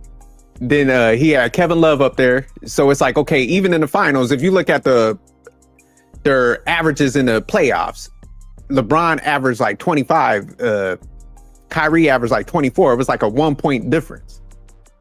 So that's what I'm saying. If you look at the players he played with compared to like other ones, the scoring wise, he has one of the best like scoring, I'll say rosters compared to any other like NBA star. If you look at the right, no, and Drake, and I don't argue with that with you, but all I'm saying is think of it like this: show me any star and show me any superstar player that neither is Kobe, neither is MJ, neither anyone in the top 5 that brother had named earlier, and they play without another star. They all had. Regardless how you want to see, neither they got facts. All had. That, but like I'm talking about 3. Man, he's been on teams with 3 stars. That's what I'm saying. But that's damn near an all-star team. That's what I'm saying. Think about it. Look at the names. Look at the names, right? Okay, MJ. Okay, you had to get Scotty. You had to get another guy. I forgot the center name, but then the other one was off the Pistons. So right, you had 3 different dudes interchangeable that you had to pick up. Nah, but see, they drafted Scotty. When Scotty in his first 4 years, he was averaging below 10 points. But that's my whole point. That's my thing, though. I get all of that. But my thing is, again, you still had to play with other stars, right? Everyone was still going to be whatever. Like, yeah, but I think you're missing a point. It's totally different if you got to groom into a certain person. So Scotty, when they got him, they traded I forgot the team that they were like, hey, we don't need a center. But Scottie wasn't coming into the league banging like that. So that's what I'm saying. He was below like averaging 10. When they go over to a team, they weren't banging this first year in either. Like what? Nah, but I'm saying when LeBron went to Miami, Wade was Wade. He was a 20-something point scorer. Chris Bosh was a 20. Like I said, I read the stats. He was like 20-something and 10 rebounds. So you put more value in a player getting drafted to a team than traded to a team. Now I don't mind being traded. I'm just saying, like, if you go to a team, like, say, like, if I'm LeBron, I'm not gonna go team up too much because I understand the competition element. So it's like I wouldn't want to beat a D Wade, somebody that's like in the top 3 of the league at that point, because it was him, Kobe, and LeBron. You know, that was kind of at the top at that time. So I'm not gonna go team up with one of those players if I'm saying I should be the GOAT. I should be trying to beat the competition that's at the top. So, and I get that logic because guess what? MJ believed the same thing. He wouldn't go to the Lakers if Kobe was there. He wouldn't do that. I get that, but that's just in the mindset of what? Well, it wouldn't make sense to that one leading man. Say it again. I said it wouldn't have made sense to have 2 shooting guards, especially when they all both want to. No, I understand. Well, yeah, I understand that, but even then, most people would have just seen it as like, okay, MJ goes small forward and Kobe's like shoot guard. Like, I mean, that's how I look at it. But go ahead, because I already missed off. No, listen. This is. I'm gonna jump off real quick in a bit, but I'm gonna let Watts get it after me. But this is the thing that I have with LeBron. No offense to him. Yeah, he did his thing as much as he could. We going there tonight. Goddamn it. Yeah, well, because I'm not a full LeBron fan either. I'm not, but I am gonna say I'm not gonna say I'm pro LeBron, but I'm not gonna say I'm against him only because he had to live up to a certain level of a hype, his athleticism and what he had to actually endure and try to accomplish skill wise, improve his game because he wasn't the best at what he did in the beginning of his career. He got better towards the middle and towards the end, and other skill sets of what you had to have, like as far as attributes in the player. But I think he's the best slasher to the rim, or one of the best of all time. And I think his physical presence, and I think his athleticism, and his IQ as well. I think that's what's really good about him. However, my issues is clearly when it comes to tangibles or the gray area and the actual reasons behind some of these quote unquote championship runs. I think the one that kind of has like a big asterisk always it's going to be held against him is the loss against the Dallas Mavericks, which is fair. Jason the Jet Terry, averaged more points than him and more overall better efficiency than him in the NBA Finals. Thank you, Marcus. Which is a loss there. And then when he played against the Miami Heat, when he was in the Lakers squad, that stacked NBA Lakers squad, and the Heat were banged up. Their leading scorer, Goran Dragic, was out hurt, and then their best defensive player / rebounder / inside paint scorer and player and starter in Bam Adebayo was banged up and hurt, and then he came back, I think, a few games later. Trash. That's what Marcus is pretty much saying. My bad, Marcus. No, you're good. But it's because, like, I'm not saying that it wasn't kind of impressive when he beat, my Warriors, which I'm still going to say fuck LeBron for that. But, again, Draymond Green got suspended Game 5, which is bullshit, just because of, I guess, like Klay Thompson said it perfectly, I guess his feelings got hurt. So, whatever. And then when he played with the Miami Heat, Dwayne Wade was Dwayne Wade for a reason, and the reason even LeBron talked about it when he moved to, because he was asked a question before he even went to Miami. He said, "Who would you love to play with?" And one of the players he named was Dwayne Wade. He already knew who Dwayne Wade was, how he was, especially Dwayne Wade's second year out of in the league already, when he took and carried the Heat in the NBA Finals against the Mavericks with Steve Nash and Dirk Nowitzki, and I believe it was Michael Finley was on that team. Michael Finley was a dog too. People that don't forget that shit. And then also he did beat the Spurs, but it was only because of the fact that Ray Allen saved his ass. Ray Allen saved LeBron's career on that shot in Game 6. If not, they would have lost, and then that would have been a 3-7 championship run for LeBron instead of 4-6. Kobe and Michael Jordan would not have allowed it to go to a Game 7 at that moment, and even take those kind of shit losses. You'd have to drag them out of the stretcher for that kind of shit. So yeah, like, and at that time, last thing, Kobe, Dwayne Wade. I think the Celtics were still prevalent at the time. Tim Duncan and the Spurs, and a few other teams. Maybe the Pacers were hanging around there. Amongst the Dwight Howard and the Magic, they were all prevalent teams at that time. And then the East was still clearly the weaker conference at that time, so it was easier to make it to the Eastern Conference Finals and let alone the finals.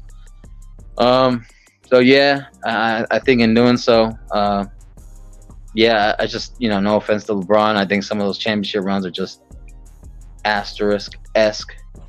And Jesus Christ, that's just me. Hey, Watts, easy on the light skin guy. All right, take it easy on the light skin guy.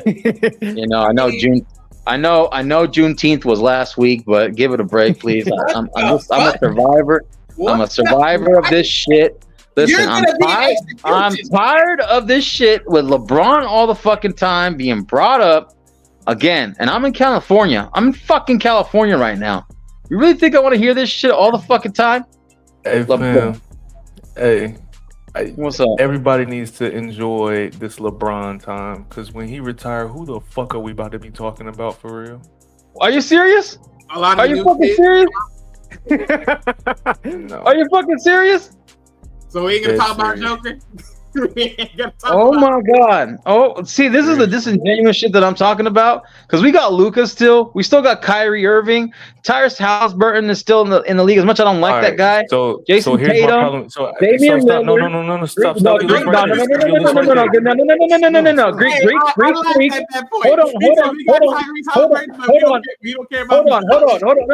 no, because I noticed this shit now. Okay, so Greek Freak don't count. So Jokic don't count. Luka don't count. Kyrie Irving don't count. Halliburton don't count. Jason Tatum don't count. Damian Lillard don't count. Jalen Brunson don't count. So to your question, I'm a Knicks fan, but no, he don't count. Do any of those people that you just named bring attention to the sport like LeBron James does? Yes. You're fucking bugging. You're bugging. No. You're bugging. Wait. So can I ask that? Because not to be fair, he does bring a lot of attention. Luka does bring some decent attention, but is it like, again? I'm thinking attention. You're talking positive or negative, right? Talking about the same guy that curls up in every finals that he's made. The Western Conference and the NBA. Well, I'm asking. Okay, so Watts, let me ask you a perfect question. Then let me ask you: is it when you say attention? Are we talking about just positive, or are we talking about both positive and negative? I'm saying even with all of the shade that Marcus just gave to all of LeBron's runs, he was in the finals how many years in a row? What player is that dominant? What player is that? Okay, but what player in the league is dominant enough to be able to make it to 3 NBA finals in a row? Who right now in the league is able to make it to 3 in a row? I thought it was how you finish the race, not how you start the race. Okay, I understand that, but even 100 is it dominance if you got a stacked team like that though? Well, okay, so wait, slow down, because I think, because this is what I'm saying, right? I think what Marcus was putting out with the whole LeBron thing, he has a fair point, because again, you're doing it in the East though. If you had to sit here and say for the long history of West and East, you would say that East was more prominently a little bit more weaker than the West, because usually most of the players end up in the West anyways, and that's fair. That's a fair notion. Right, but now that we see, because the one thing LeBron also has done so far as a competitor is play in the West, and we've seen how tough it is for him to really stand up in there and really get in there and win. Okay. Versus where MJ hasn't done, even though Kobe has. So right. So my thing is, if we look at that point, but let's be real, LeBron only did for like 1 versus his whole year being in the East. So I'm not. I do understand what you're saying. I'm thinking about it like this. when it comes to like superstar players, the players that bring the attention, the players that bring the viewers, the players that bring the seats. You got LeBron, you got Kobe, you got Mike, you got AI, you got Dirk Nowitzki. You have these names. These are people that bring butts into seats. In terms of the players that are in the league right now, I don't believe that there are that many. Tyrese Halliburton just became somebody to look. He just became somebody to look at this finals run because of how many games he closed. Jalen Brunson, he plays for the fucking Knicks, bro. Whoa. So what you're saying what is this slander? I mean, with Luka, he still plays. He still plays for the Lakers. Luka still got a lot. People still talking about he overweight from when he was in Dallas. Why did Dallas get rid of him? Now he possibly injured, so he's not doing anything. KD just got put over to Houston, and he's 30 something with coming off an Achilles injury. Like, who in the league right now is going to be able to bring attention to the league? No, that man he's in his 30s too. His ankles is made of glass. Okay, so now we got ageism. So now we got ageism. Yes.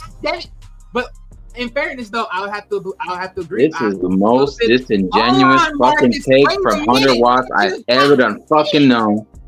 Literally, but in the time of LeBron, yes, Steph Curry has gained the attraction just as much, though. He isn't like, if you're talking about the here and the now, that's fine. Or even then the next generation. But even from the next generation, let's be real here. You're gonna have to make some type of, especially from the noise of just us fans, or even just from the noise of just, the color commentaries that have never really played, give or take. You're gonna make some noise about some of these players regardless, because again, it's literally the market to keep the thing interesting. But I think to the standpoint of what you're talking about, like who's really gonna argue these guys like that, I get what you're saying. Because again, it's like no one doesn't really argue like, okay, who's the best like amongst these guys overall. Like no one really argues that overall, because no one really talks about the Tatums, no one really talks about the Jaylen Browns. Like you talk about them, but not the way like you want as the higher end players. And I get all that, but I think honestly, even after LeBron leaves, they are gonna talk. I just don't think it's just the same way that you would talk the same way about LeBron, but they're all gonna talk. No, but 100's got a point. Like, he is highly talked about. I think the league is going through that reset right now where, it's got to build up to where like they have those rivalries and stuff like that. Because if you look at these past few years, man, I mean, Milwaukee Bucks won, Denver won. Shit, who is OKC now? Celtics. Yeah, so it's been so many teams trading off where I think once it kind of balances out, it's going to be like, all right, we'll have those rivalries and we'll be able to start making those comparisons like that. But yeah, I think LeBron would be missed. But yeah, I think he kind of the where the league is at right now. I think him and KD are the reason why it's kind of fucked up at this point. Oh damn, that's man, because I think they just killed the competition, man. Because it put the whole league in like an arms race, man, where you had to have like 3 to 4. Yeah, but let's be real. All-stars, right now, man. You can't really blame LeBron or KD at this point, because now look at where he's at. We have different champions every year now, right? So that means the competition is now neutralized now. It's all about who got the better squad, who can handle it better. But my thing is, even to a standpoint, like, because what Watts was saying earlier, is like right now, look at what's going on with Boston. People are going to be talking about Boston, especially amongst Tatum and Brown, just because of their contracts. Like, don't be mad at me for saying it. I'm just saying it. Like, hey, look, it's true. You know it's true. I'm not saying it in that way, but you know that they're talking about. Don't make me cry, dog. Don't make me cry. Real quick. Hey, go ahead, M3. No, I was gonna say, like, so my question is, like, should there be like a restriction? You know what I mean? Like, on, I guess, like, kind of like, like, I don't want to call them overpowered, right? But when you have like a couple good players like into the mix, then it's like you have your super team. And so what it sounds like to me is that, like, because of the decisions that LeBron made, decisions that KD made, jumping from one team to the next, because obviously, getting the rings does matter. It matters in some type of significance. No matter like how good like your stats are. So if you jumping in from like to a better team, and now it's more like, like enhanced to the point where it's like your whole like squad is like on super hard mode. Should that be like more like kind of like a flag on the play in this case? You know what I mean? But that's what I'm saying. But this is the thing about ring culture, though. That's somewhat like a little bit wishy-washy. Because like I mentioned earlier, right? Mm-hmm. Like, if you just say Kobe 5 rings, someone will argue and be like, oh, well, Shaq was the first 3. He was more prominent. But it's like, but he got 5 rings. It's like, call it for what it is. It don't really matter, right? But it's like, because people review it like, okay, well, Shaq was the dominant force there first for those 3 years. And then it was Kobe after when he left. Then it's like, okay, then you're someone thin. So I'm saying the idea of ring culture is that's why I said it before, right? Ring culture is more prominent for the organization before it is the player. The player just adds on to that, which makes them a pivotal figure in the organization's history. Because now that's the thing. So that's what I'm saying. Like when LeBron's talking about, I don't understand ring culture, I'm like, no, yes, you do. Because it's a history. Yeah. Well, and then that too. And then if you look at it, right? Let's just say it from like a casual fans like perspective, like myself, right? Like I will have more respect for Jordan, right? Because Jordan had like 6 rings and stuff. But you see, like an NBA player, and is that I don't know all further about Jordan's stats or whatsoever. I'm just looking at like, damn, this dude's a good player. Like this man held down like good. You said good. Say again. You said just a good player. Get him, Marcus. I think 100 was about to cook off. What was you about to say? 100? No, the ring culture. Look. We. I think that NBA players are for some reason expecting fans to look at basketball the way they do. No, you get paid millions of dollars to do this on a daily basis. I'm doing this on my lunch break, I'm gonna look at basketball from a general view. Y'all are gonna be, hey man, the way that Beasley do the in and out with the sham golf, I'm telling you, he got the best. Like we as fans, we not looking at it that deep, bro. So the ring culture is how fans are able to follow the sport, like because there are a lot of people that don't even watch basketball until the playoff starts. So that's a fact. Even considering that to be part of the fandom of the sport that you play, my nigga, we not paying attention until you in the race for the win. Like that's how it goes. That's just the reality of fandom. The number one team. Yeah, facts. M3, I think what they probably need to do though to prevent like these super teams from being established, I think they need to go to a hard cap like the NFL. Yeah. It's like, man, it just need to be based off of salary. I think you should only have like enough money to have one max, an all-star level contract. So you have like 2 good players, but then the rest are like mid-tier and vet, huh? They technically already do that already. They think about it. Usually when Nah, I'm talking about because you could go over the cap on that shit. Well, I know that, and just pay luxury tax. Well, yeah, I know that, but notice one thing though, right? To my knowledge, it should have been both of them. It was one that had a max contract, and then the other one sort of like budget cut themselves just so the person can have it that year or those years in time frame. But yeah, but I'm saying they usually finicate around that anyways. And plus, players can reconstruct contracts; it don't really matter. So you got to think about that also, because same thing in the NFL, players also reconstruct contracts the same way when it comes to like their team, if they're willing to do that. So. Yeah, no, I mean, I'm just talking about hard cap, where it's just like you can only take, because like you said, people could do that, and I'm fine if they're willing to take like a hell of a cut. Then it is what it is. But you know, teams nowadays, they could give, like in NBA, they could give 3 max contracts and just go into luxury tax. So I'm saying they shouldn't even allow that to happen. It should be like, here's your budget. Yeah, that's what I'm saying. But that's why I mentioned earlier, like. To like what Boston situation, that one way or another, that's gonna blow up because there's no way that both of them are gonna be on that team. Yeah, it's already blowing up. Yeah, it is. Well, you know what I mean, Boston. But real quick, here's the Anthony Davis stats when he won with LeBron in that 27 points, 10 rebounds. That's what I'm saying, man. Like this dude had like top of the level like talent supporting him. So that I don't think people. It's weird when it comes to LeBron. Nobody ever. What was that? That's what you 27 and 10 is what you expect from your number two. Number two, though, man. Think about that. Yes. But that's the thing. This is your number two, putting up numbers like that. That But you yeah. know, in What's Jordan's era, that Scottie was, Pippen's your number number? two was putting What's up like Scottie Pippen's 19. numbers? Tell me what Scottie Pippen's numbers is then. I sure would. Scottie Pippen. It was like 19.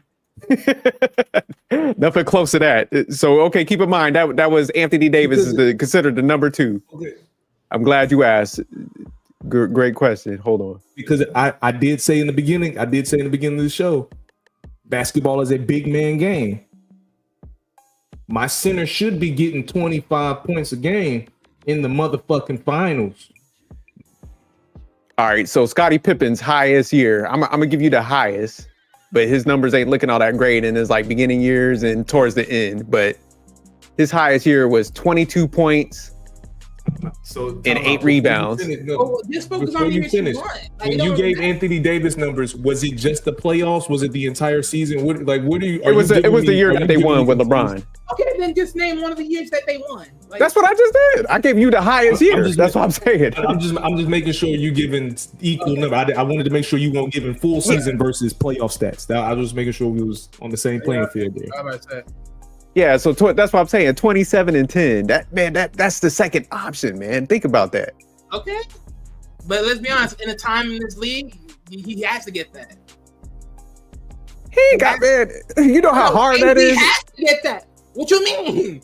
How much? That is primary. Hold on, let me see what LeBron averaged on that year. Literally, count me up. Okay, so 2019. This was okay. Yeah. Instead of this generation. So like Anthony Davis again, it was 27 and 10. All right, let me look up LeBron's for that same year. And I'm telling you, I think Anthony Davis outperformed him, man. Look, but here's the thing about stats though. This is why stats are always fucking crazy. Because if you look at stats, you would think that Dak Prescott is one of the top 5 quarterbacks in the league. But if you actually watch football, you would be lucky if he makes top 10. That's a good point. Yep, because he's literally scaling on top 15. And when I say scaling, I mean he is top 15. You know what I'm saying? Because the stats would be he threw for 450 yards this game. But Right. what the stats didn't say was 280 of it was in the fourth quarter. Right. When they were down by 21 points. Why you shitting on Dak like that? Because especially like even I remember I actually watched football. That's a good point. But I think basketball is a little different because like you only playing one side of the field. What you mean? But I'm just saying, like LeBron stats for that year, for that same year they won 25 and 10. So that's why I'm saying, like people just for some reason they block out all the other players that LeBron played with. It's almost like people put them in scrub status. No one never blocks the players LeBron, but they always use it as an argument to derail him. What are you talking about? Nah, not with that. Oh no, Dwayne. But LeBron was facilitating. He was like assisting. They always argue the talent of people that he always played with. They always derail him from that. No, I'm just saying. I'm not because I think he's still one of the top 5. I would say he's one of the best players. But I'm just saying when you look at like the magnitude who he played with, you know, if you look at the players and stuff, nobody played with people that scored that high as like a second option and a third option. You know, because I was looking at somebody did a breakdown on the numbers. But you can also say were they just that good at scoring though? I mean, again, like Scotty wasn't a great scorer, but he was a great at almost everything else because that's why he had almost every other stat covered behind MJ. Yeah, no, he was definitely a solid defender and all that. So I'm not saying like he ain't had great players, but I'm saying, man, when you got a 27 and 10 guy, man, that's a. But that's what I'm saying. I think MVP caliber. But that's why the stats are hard. Like because you're talking about the triangle offense where they would dribble to the last 8 seconds of the shot clock before they put a shot up. Like versus where they play now, where they can get a shot and a putback up in the first 10 seconds of a shot clock now. Like the game is just played as such a different way now that if you're actually watching it, like the numbers be cool. Like Russell Westbrook averaged a triple-double and didn't make the playoffs. Like the stats are cool, but that's like, what are we doing? You know what I'm saying? When you look at the triple doubles, most triple doubles were the rebounds, and guess what? Most of them were just literally given to him to just pick up. So you skew that, he really just did double doubles. If you're actually, he was a beast on the defensive end. That's what I'm saying. I mean, no, he's nice. Don't get me wrong, but don't oversell it. Like, you know, they just sort of overselling it.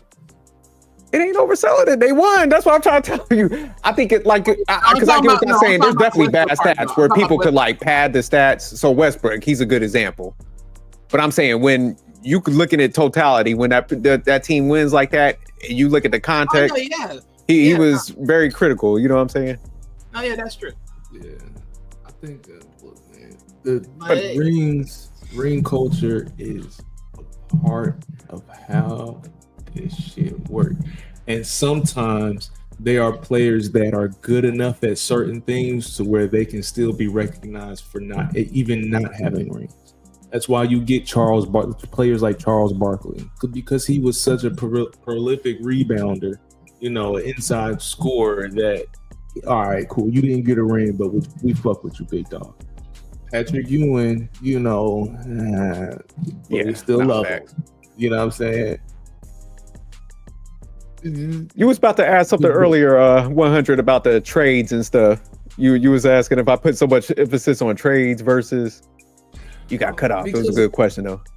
Because so my thinking is a lot of some of this is a matter of back office and politics. Because whether you want to believe it or not, these players are talking to each other in the back channels. Like they are having conversations with each other.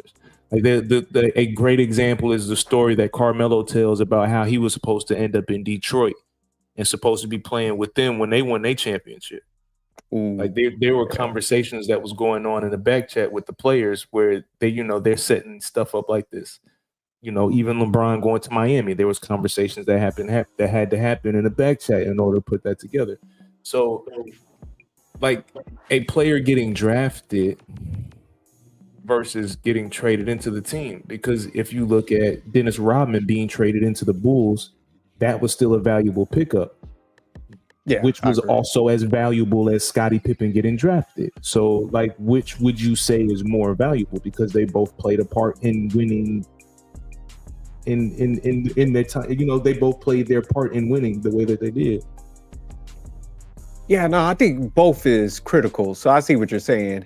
And that's why I was explaining to Wally. I don't have an issue with even players. Say like if it was just like D Wade and LeBron teaming up. I didn't want to see that because I felt like they're in the top three. I felt like LeBron is eventually going to win a ring. So I don't ignore his talents, but I'm just like, man, I want to see the best go against the best. But it's like, even if like LeBron and like Chris Bosh teamed up, that would be a better example. I wouldn't have an issue with that because they're not in that like top five. But it's just, man, when you do it overboard, you know, like to the level they did, I think those type of trades, I think that's the issue. So like, I'll say like Bulls picking up Dennis Rodman because, you know, Spurs didn't want him. Spurs didn't want him at that time. And he was pretty much just a Horace Grant replacement. I got you before we go too far. Time out. Wait a minute, real quick before we go too far. SJ, I need to know this. Yeah. LeBron going to Miami and KD going to the Warriors. Is that the same thing to you? I would say KD's is worse. Okay. All right. Yeah. So I'm fair. I think LeBron's was a bitch move, but I think KD's was like the ultimate bitch move. So yeah, because I mean, man, D Wade was like one of my favorite players at that time. You know. So I was just like, man, damn. I was like, man, why y'all teaming up? You know, it's just. So after that, I was like, that's bad for the league because now everybody's gonna have to, you know, kind of top that. So that's what happened. You know, I was telling my boy, I was like, man, I hate this move, man, because now everybody's gonna have to have 3 to 4, you know, because then they got Ray Allen down there.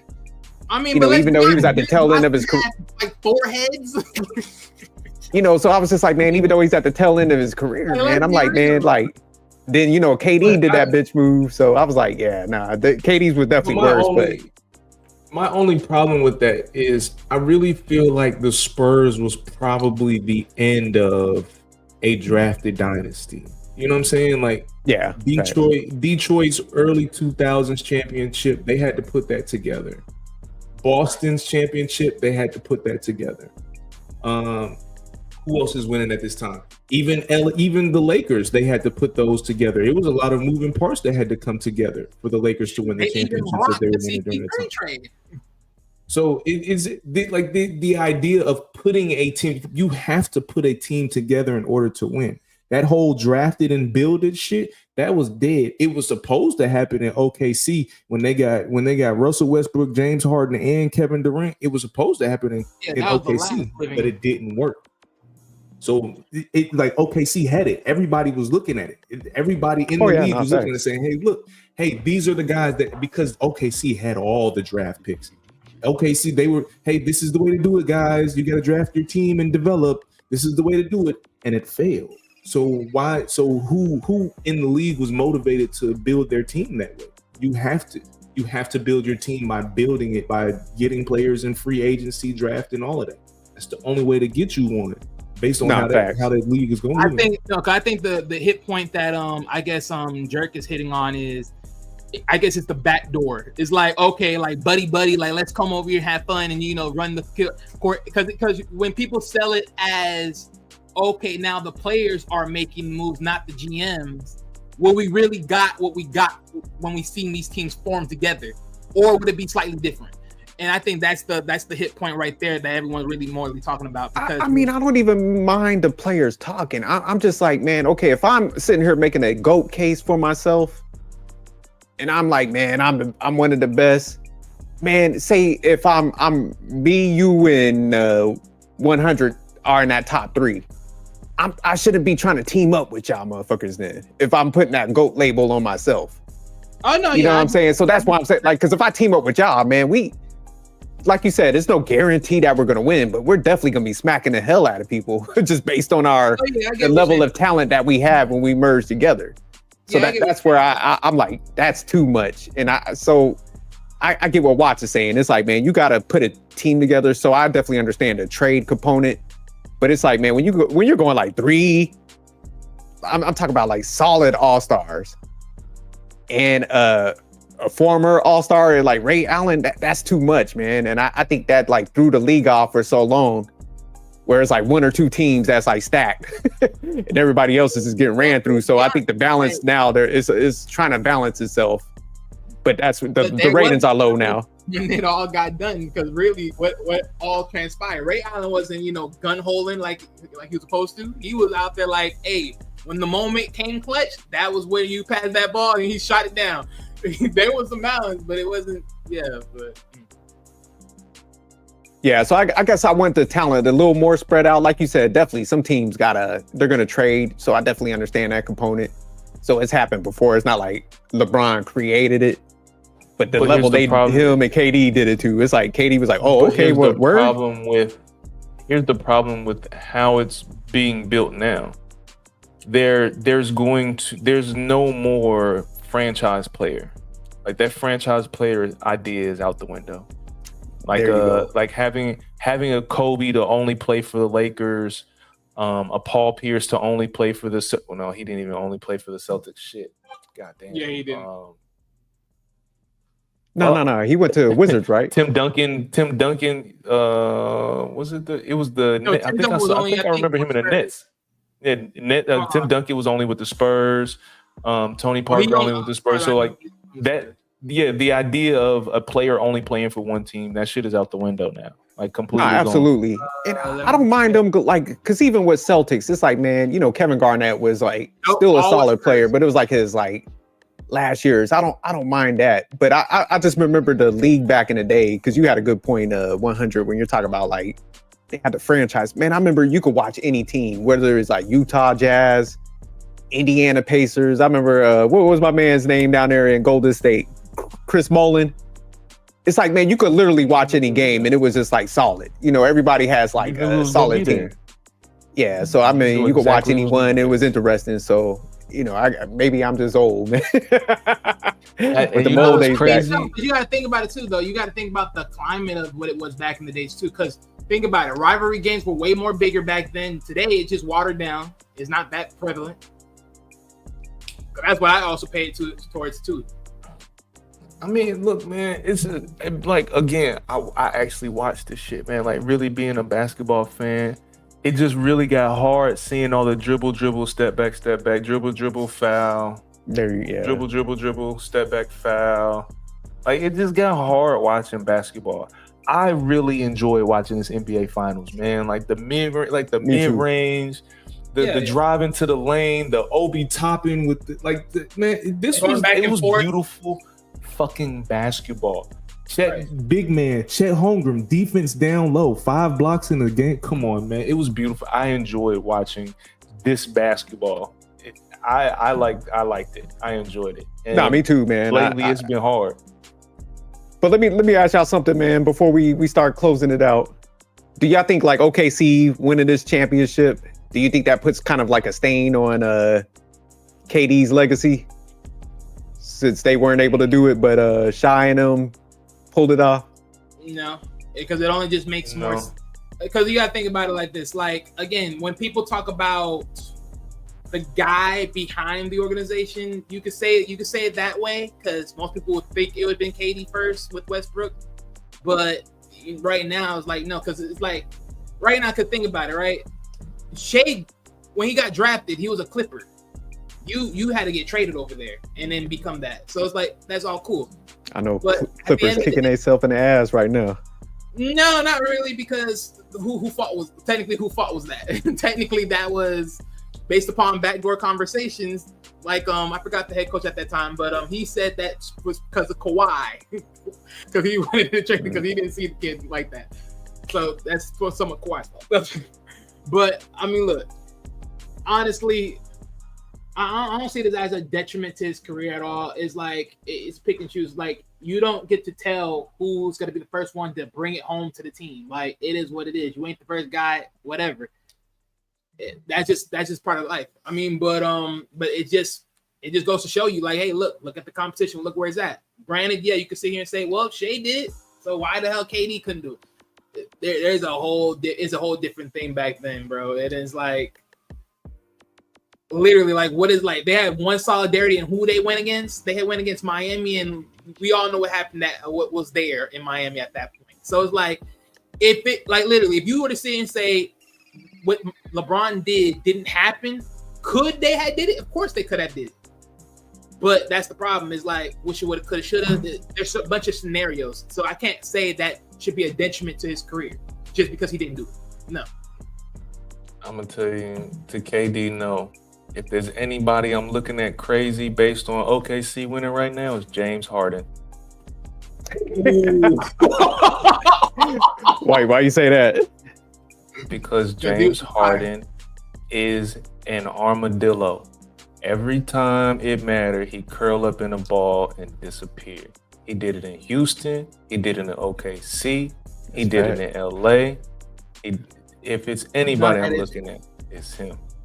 No, that's true, because the moment he got injured, that's the moment he has bothered for sure. He was like, bitch, I gotta put armor on, because that finals that the Mavericks won, when the Mavericks won 4-1, they had no chance because James Harden didn't show up. KD was playing his ass off that entire series.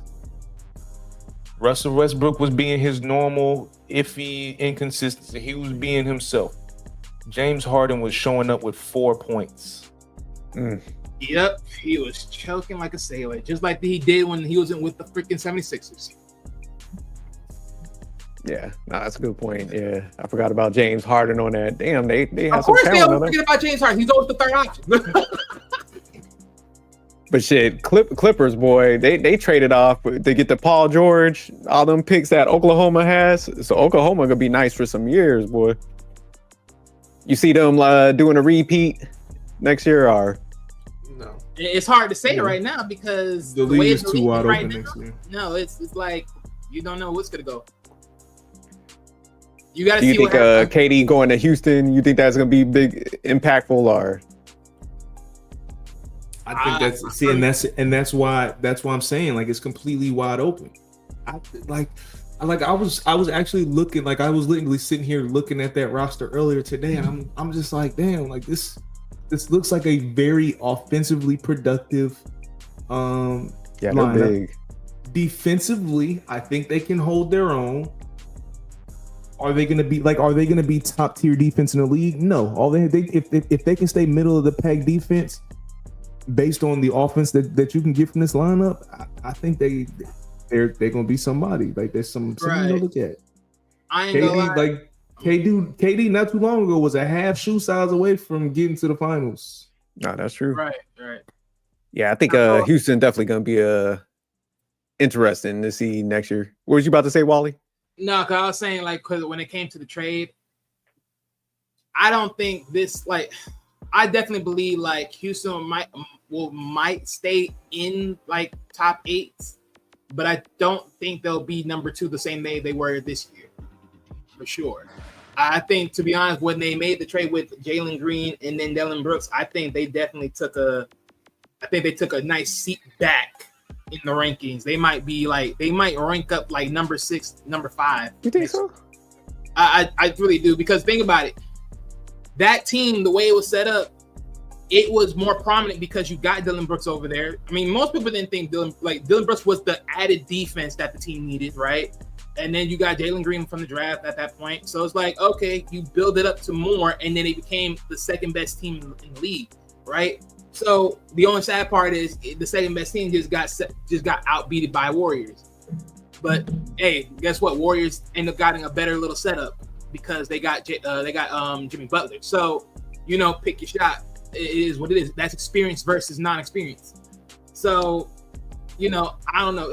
For me, it's going to be tough to see. But I think right now, if you would have told me, who do I think won the trade between Suns and Houston right now, just based upon what it is right now, I think Houston. I think Suns took this one right now.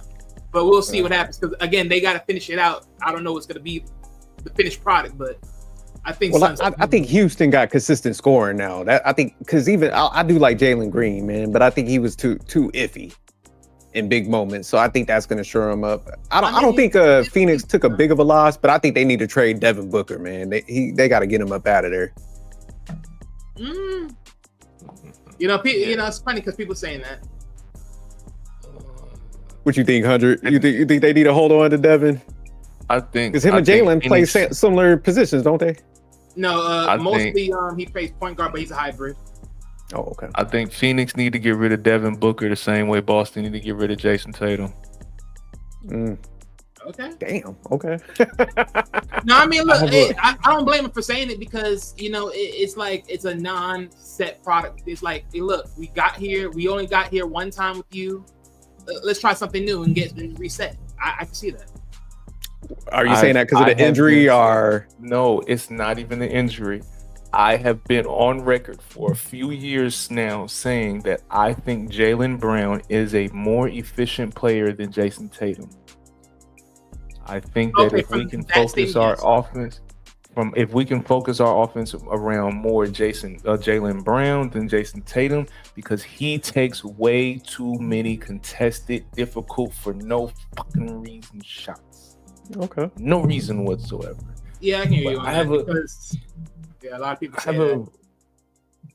Of course, you think I'm 100% right. No. Wait, wrong about what, Marcus? I don't know what more you're talking about.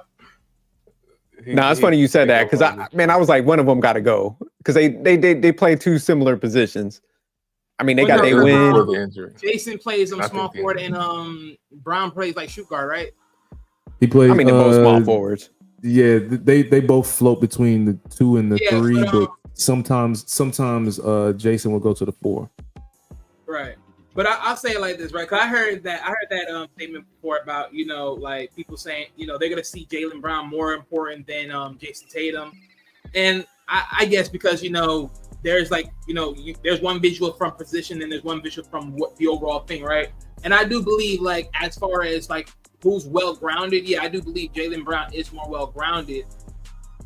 It was just more so like in the moment. I always think like in certain moments, give or take. Maybe I just haven't really seen it like that, but I usually think Jason was slightly more better. Keyword slightly. I used to think that, but Jalen showed up at the right. That's what I said. Indigenous black man. That's what I said. Jason Tatum sometimes slides to the 4, but he plays more 2 than he does 4. Okay, I know he can play 4, but he plays more 2 than he plays 4.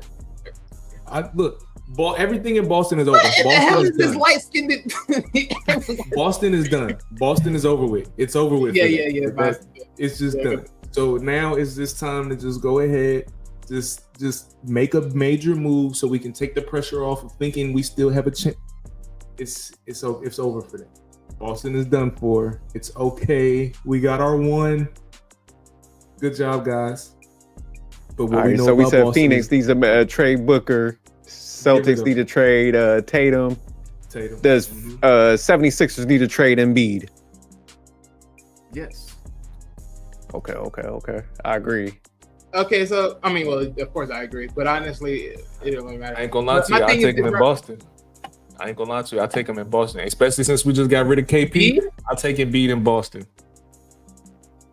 Interesting. Would you do the Tatum for Embiid trade? They'll take Tatum with what's the name at center. That sounds like a good swap to me. I like that. Okay. Yeah, no, I can see that. I can see that. Yeah, no, that's fair. That's fair. You got Jason Tatum coming back from an Achilles, and then you got Joel Embiid already made of glass, so it's an even trade to me. Pretty much. Yeah, I was like, man, Dallas should trade for Devin Booker. Go and give him the number 1 pick. No. Dallas is not trading nothing. They about to go draft Cooper Rush. They not trading a goddamn thing. So wait a minute. I think they need to get rid of that, man.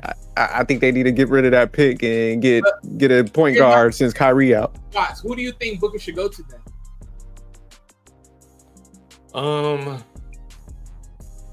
I think that Booker. I think Booker need to be playing with Wemby right now.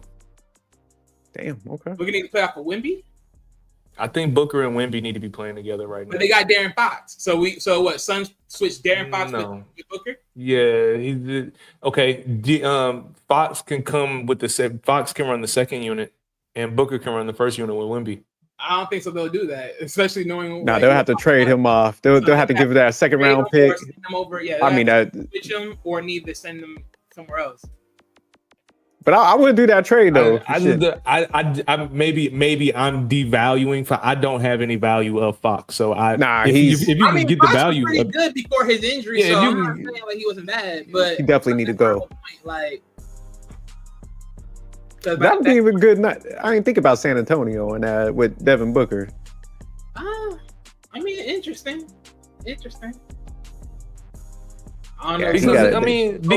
when Wemby's trying to do a thing where he plays in from the rim all the way to the 3-point line. So because of his size, whoever's defending him has to go out there. So now you're opening up a lot of space for Devin Booker to be able to dribble and drive. That's true.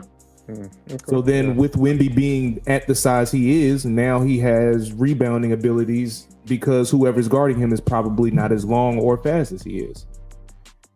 All right, I got 2 more trades for y'all. So should Dallas trade Anthony Davis at this point? They just got. But I mean, with Kyrie out, it's just like, man, they ain't going nowhere. I mean, shoot, they wasn't going to. No, he stayed in the freaking LA. You think they should let him play with Cooper? Let him play with Cooper. Let him play with Cooper till Kyrie come back, because Cooper need to develop. Yeah, and plus you may as well, because at this point. Because even if Kyrie was on the court right now, I still don't believe they're coming out of the West. No, that's fair. All right, so should the Knicks trade Cat?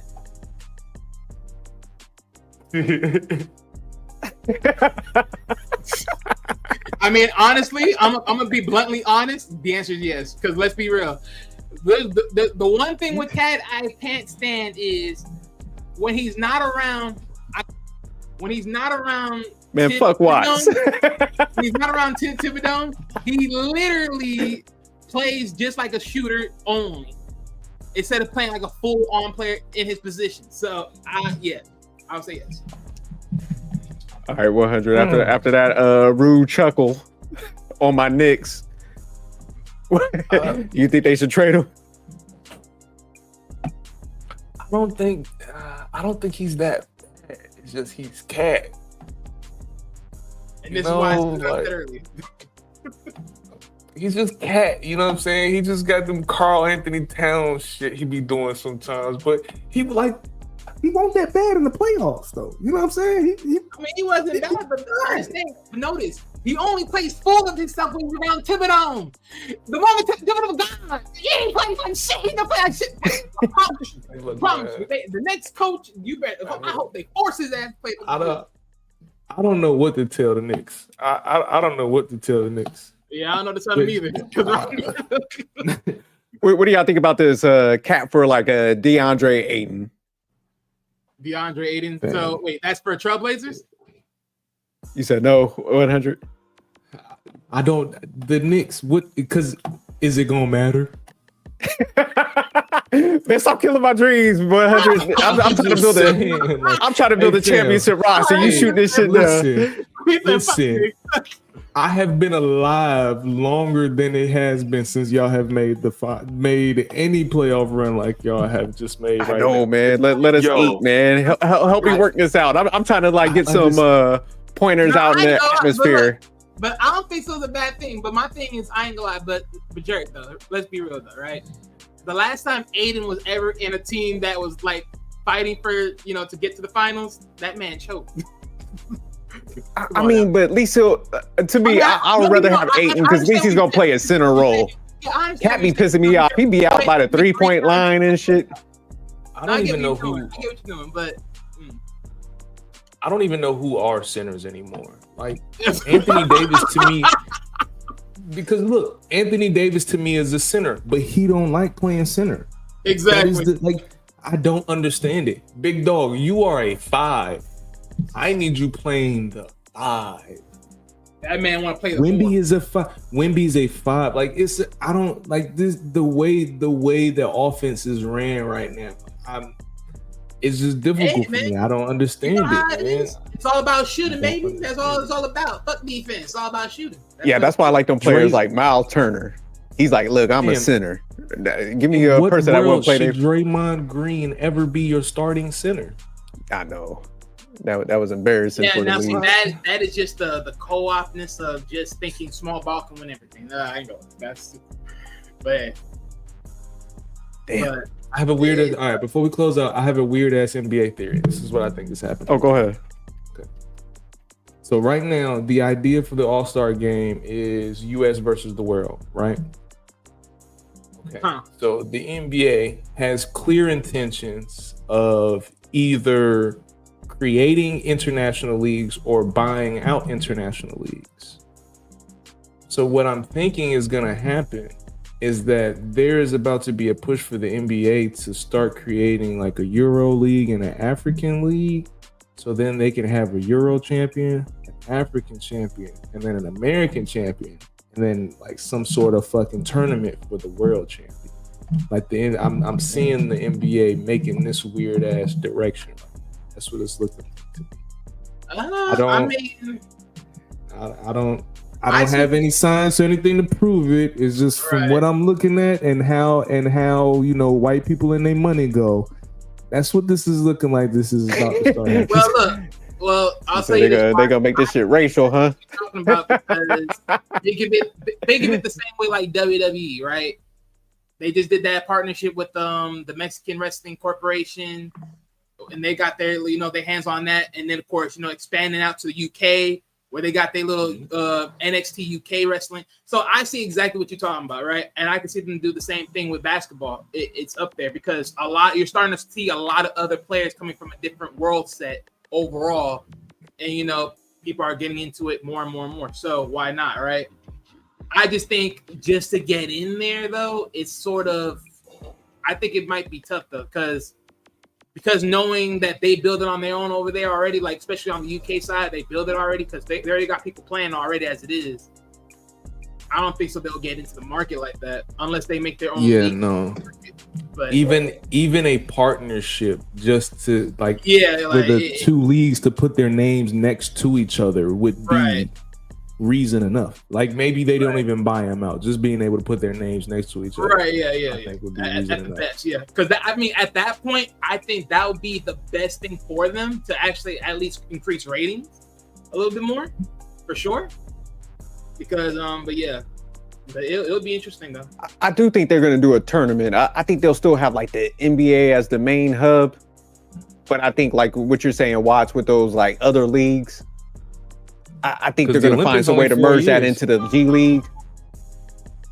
And you know, it's probably like feed into the NBA somehow and stuff like that. But nah, that'd be tough. Even what you were saying. Yeah, I think about it too, right? Because people are also making arguments about like, oh, more players outside of America are becoming like the top players just in general, right? People are making those arguments, so it's like, okay, well, you know, maybe it's time to put that to the test overall. And you know, to Watson's theory, you know, it could be a thing more than anything, which then will make it more interesting enough for the All-Stars. Because now at that point, now you're gonna get something interesting where you see, well, can American players outbeat players outside that hasn't even really experienced this type of game until like we made it popular.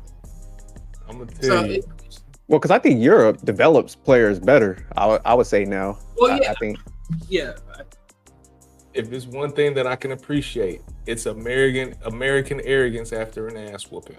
So when Europe beat our ass and get that world championship, oh, the American arrogance is gonna be beautiful. Nah, facts. Just a weird ass theory. I don't know where I'm getting it from. It's just looking at the NFL and what they're doing with all these international games, and hearing what the NBA has been saying about their development and all of that shit they got going on. This is about to get real fun.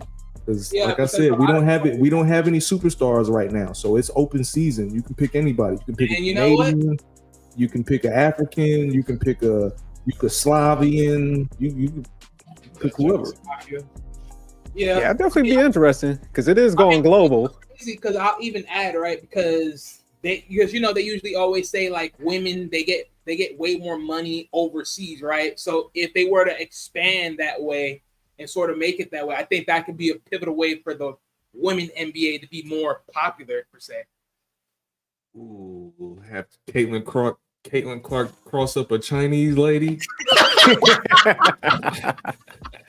Hey, I'm just saying because that's what they say. They get paid more when they go overseas. So I'm like, hey, that could be a way to make more money for them if they were to expand. So hey, them Chinese people would lose their mind for that shit, dog. That's big money right there, dog. But all right, M3, if you still around, man, we can go ahead and close out and stuff. Nah, we want to just talk some sports tonight, man. Mix it up a little bit. Oh, shout out to y'all for pulling 10 up. minutes in the video. I know, right? Nah, y'all had some good points though, man. Yeah, y'all was applying some pressure.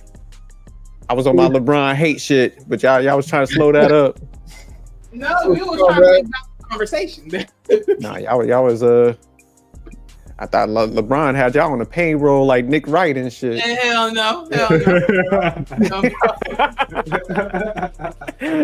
thought y'all was part of the camp and shit. I was like, damn, man, what is LeBron that gave them some money? What the fuck is going on? Listen here, jerk. Listen here, jerk. Look, I'm not Shannon Sharp, all right? Okay, shit. We wasn't all in for the man. Yeah, might as well shit. Yeah, y'all might as well came out with LeBron jerseys and man, please stop. We literally just said that this man know what ring culture is. He over here talking about, I don't know what ring culture is. I don't know where this come from. You know exactly where it came from. Nigga. 84 of them pulled up talking about he was the GOAT.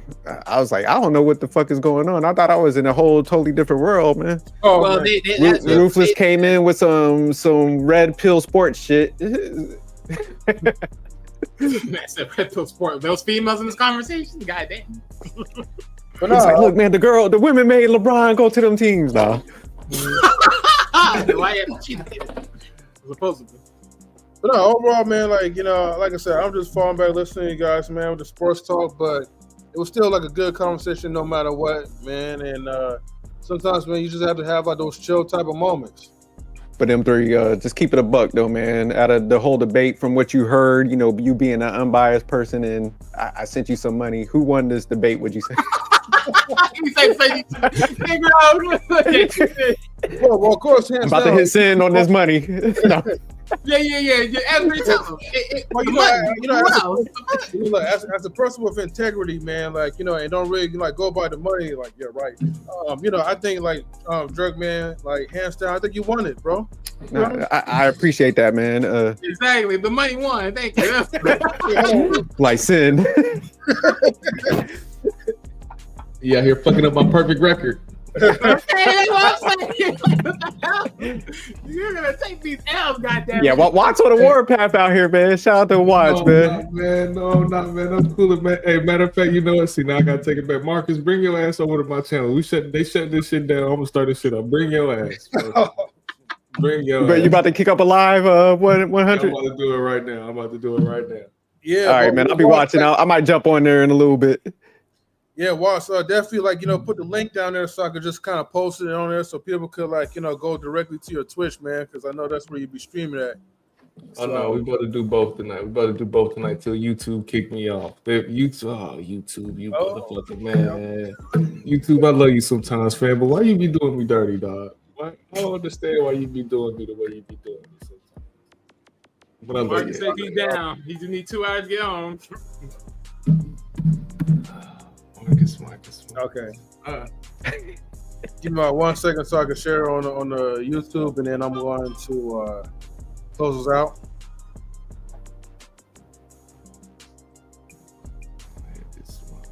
Yes, sir. So go ahead, man, and follow Finesse Visions. You know what I mean? Check them out on YouTube and Twitch. Click on that link, y'all, and then that will take you directly like to his like YouTube page, man, where he's gonna go live and stream like the rest of the sports. So make sure you guys, man, go and support the brother, man. All right. Thank you. All right, man. So thank you everybody for tuning into Knowledge and Relationships Toxic. Actually, you know, this wasn't really like a toxic type of episode. I don't think so. I know, we got to turn up next week to make up. This was yeah, for sure, man. Someone else fighting freaking LeBron and other people weren't, and then we were going back and forth screaming. So it was toxic. Right. Okay, maybe all the LeBron love that was a little toxic. I ain't gonna lie though. Yeah, facts. That wasn't really fair for Jerk, but hey, man, Wally and them. I'm telling you, man, they might put them on the Lakers with Bronny. They gonna have them out there with Bronny and shit. 100 and Wally out here. They gonna put them on the Lakers. Man, look, the moment you start talking about certain things, that's when the thing got flipped. When you start talking about certain things that was factual, then that's when I stayed on the course. Don't be mad. I had to pull out the stats for these cats. Man, again, you'll be stuck playing. I'm telling you, man, them cats might as well came out with Lakers jerseys and shit. Man, please. LeBron's not even my favorite character. Oh, Marcus, you motherfucker. Man, I love you, man. Much love, yeah. I love you. All right, 100. Each and every time, man. No doubt, man. Thanks for pulling up. Yeah, for sure, man. All right, guys, man. I'm about to go ahead and we'll go ahead and end it, man. We good. Yeah, and I'll tune in behind the scenes as well too, man. Like, just show you guys my support. But all right, you guys definitely take care. Oh, Marcus, I go ask you. You sick, you sound. Jerry, he didn't sound like he sold in. That's the difference. He bought in. That's the difference. No, Jerry, I didn't something wrong, man. I haven't seen like the notification for the cash app yet. Anyways, like too late. You already said I won.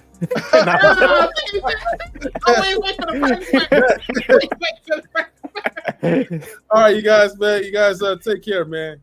Peace out. Oh, peace. All right.